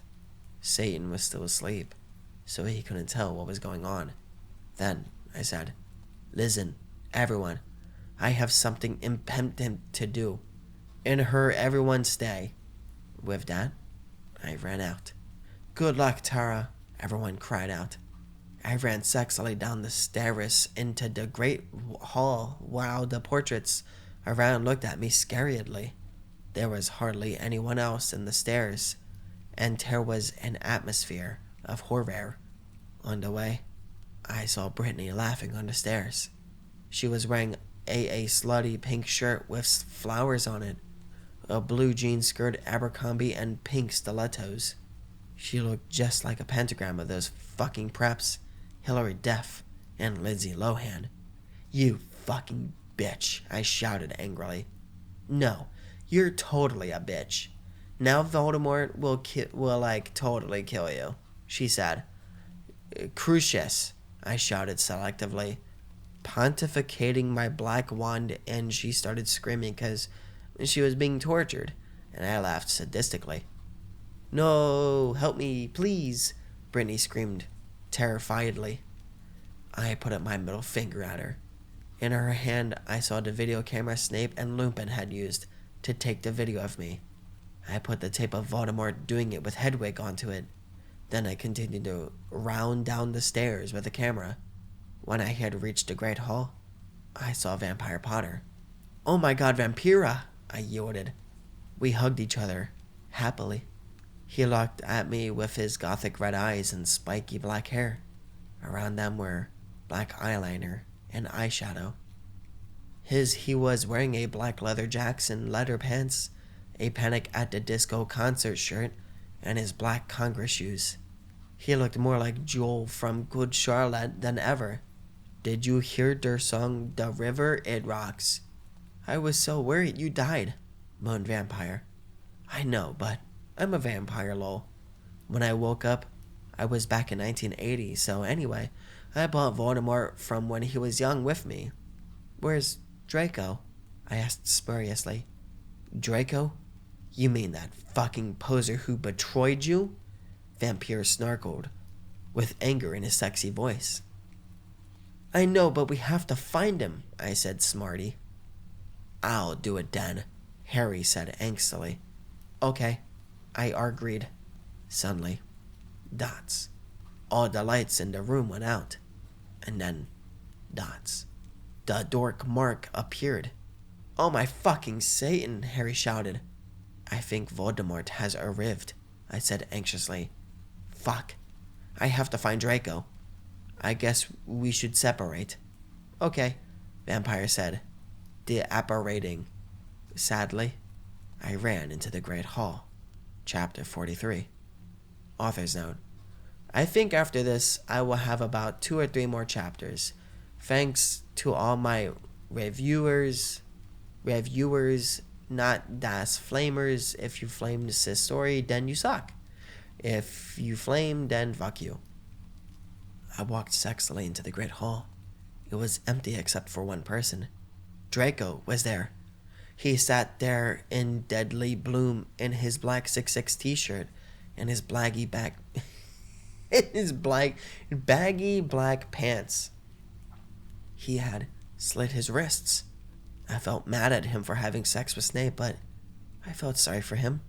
He looked just like Gerard Way with his red eyes and his pale white face. "Draco, are you okay?" I asked. "I'm not okay," he screamed depressedly. I thought of the MCR song and I got even more depressed because that song always makes me cry. I gave him a pot cigarette and he started to smoke it. "Oh, Draco, why did you do it with that fucking bastard Snape?" I asked tearfully. Draco began to say, but suddenly, Lupin and Mr. Norris appeared into the room. They didn't see us. "I'm so glad me and Snape were freed," said Lupin. "Damn, this job would be great if it wasn't for the fucking students," Mr. Norris agreed. "Pop out alum," I yelled, angrily, pointing my wand at them. "No!" Lupin shouted as chains came on him. Mr. Norris ran away. "You fucking perv," I said, laughing with depths of evil and oppressedness in my voice. "Now you have to tell us where Voldemort is, or I'm going to torture you." "I don't know where he is," said Lupin. Suddenly, Satan and Vampire ran into the room. Vampire didn't know who Satan was, really. "Oh my Satan, we were so worried about you guys," Vampire said. I looked sexily at Draco with his gothic red eyes, with contacts, black t-shirt that said 666 on it, and pale skin like Gerard Way. Vampire, with his sexy black hair and red eyes just like Frank Lero, and Satan, who looked just like Brandon Urie then. I selectively took the caramel from my pocket, and then dots. I began Frenching Draco sexily. Lupin gasped. Draco began to take all of his clothes off, and I could see his white sex-pack. Then Vampire took his own clothes off too. We all began making out together sexily. I took off my black leather bra, my black lace thong, and the rest of my clothes. Everyone took their Glocks out, except for me. I'm a girl, lol. "Oh, my Satan, Draco," I screamed as he put his hardness in my thingy. Then he did the same thing to Harry. I began making out with Satan, and he joined in. "Oh, my Satan," cried Vampire. "Oh, Vampire, Vampire," I screamed. "Oh, Satan," yelled Harry in pleasure. Lupin watched in shock. We took turns doing torture curses on him because we were all sadists. Suddenly, dots. More dots. A black car that said 666 on the license plate flew straight through the windows. And Snap was in it. Chapter 44. Author's note. Well, I have nothing to say, but Irva won't stop glamming, okay? If any gothic people are reading this, then you rock. Oh my god, I still can't wait for the movie. Tom Felton is so hot, lol. I hope Harry will become gothic, cause my friend told me he is really emo in this book. Oh my fucking god, I'm leaving Delbia pretty soon, can't wait. This will probably be the last chapter until I come back. "That's my car," shouted Draco angrily. But suddenly it was revealed who was in the car. It was dots. Snape. "I shall free you, Lupin, but first, you must help me kill these idiotic donderheads," he said cruelly from the car, as it flew circumcising above us. "Ebony, Darkness, Dementia, Ravenway must be killed. Then the Dork Lard should never die." "You fucking prep," yelled Draco. Then he looked at me sadly. "I forgot to tell you, Ebony. Snape made me do it with him. I didn't really have sex with him, but he's a rapiest." We all put our clothes on quickly, except Satan. We were so scared, but Satan didn't change. Instead, he changed into a man with green eyes, no nose, a gray robe, and white skin. He had changed into dots. "Voldemort, I knew who thou were all along," he cackled evilly and sarcastically at me. "Now I shall kill thee all." thunder came in the room. "No, please don't kill us," pleaded Vampire. Suddenly, Willow, Bloody Mary, Diablo, Ginny, Dracula, Fred and Gorge, Hagrid, McGonagall, Dumbledore, Sirius, and Lucian all ran in. "What is the meaning of this?" Dumbledore asked all angrily, and Voldemort looked away, because Dumbledore is the only wizard he is scared of. He did a spell, and suddenly his broomstick came to him, sexily. Voldemort flew above the roof evilly on his broomstick. "Oh my goth," Slugborn gasped. Get it? 'Cause I'm gothic. "The Dark Lord shall kill all of you. Then you must submit to him," Snape ejaculated menacingly. "You fucking preppy friends," Sirius shouted angrily. "I know a 4-letter word for dirt." "Cruciatus," screamed Harry, but the sparks from his wand only hit Draco's car. It fell down. Snap quickly crawled out of it and picked up the video camera. "Oh my fucking god," I cried, because the video of me in the bathroom, the video of me doing it with Draco, and the video of Satan doing it with. "If you kill me, then these videos will be shown to everyone in the skull. Then you can just be like that gothic girl, Paris Hilton," he laughed meanly. "No," I screamed. "FYI, I have that picture of you doing it with Lupin." "What's she talking about?" Lupin slurped as he sat in change. "I saw too. She's gonna show everyone the picture," Harry shouted angrily. "Shut up," Lumpkin roared. "Foolish ignoramuses," yielded Voldemort from his broomstick. "Thou shalt all die soon. Think again, you fucking Muggle poser." Harry yielded, and then he and Diablo and Neville both took out black guns. But Voldemort took out his own one. "You guys are in a Latin standoff," I shouted, despairingly. "Sure." "Echo Neville's wand," cried Voldemort, and suddenly Neville's wind was in his hands. "Now I shall kill thee all, and Ebony, you will die." He made lightning come all over the place. "Save us, Ebony," Dumbledore cried. I cried sexily. I just wanted to go to the common room and slit my wrists with my friends while we watched Shark Attack 3 and Saw 2 and do it with Draco, but I knew I had to do something more impotent. "Abracadabra," I shouted. Look, there's continuations of this, but like, if I read any more of this, I think I'm gonna fucking die. This is just, well, hold on. You know what? Hold on. If this is not written by, yeah, see, it's continuations by fans. Therefore, Tara ends it at abracadabra. I'm having a terrible time. There's a picture of 50 Cent on my Wikipedia page right now. What the fuck is this? 50 Cent is an American rapper. In My Immortal, it is mentioned that Hagrid swooped in singing to the tune of a gothic version. Oh yeah! This implies that in My Immortal, 50 Cent songs are not automatically goth.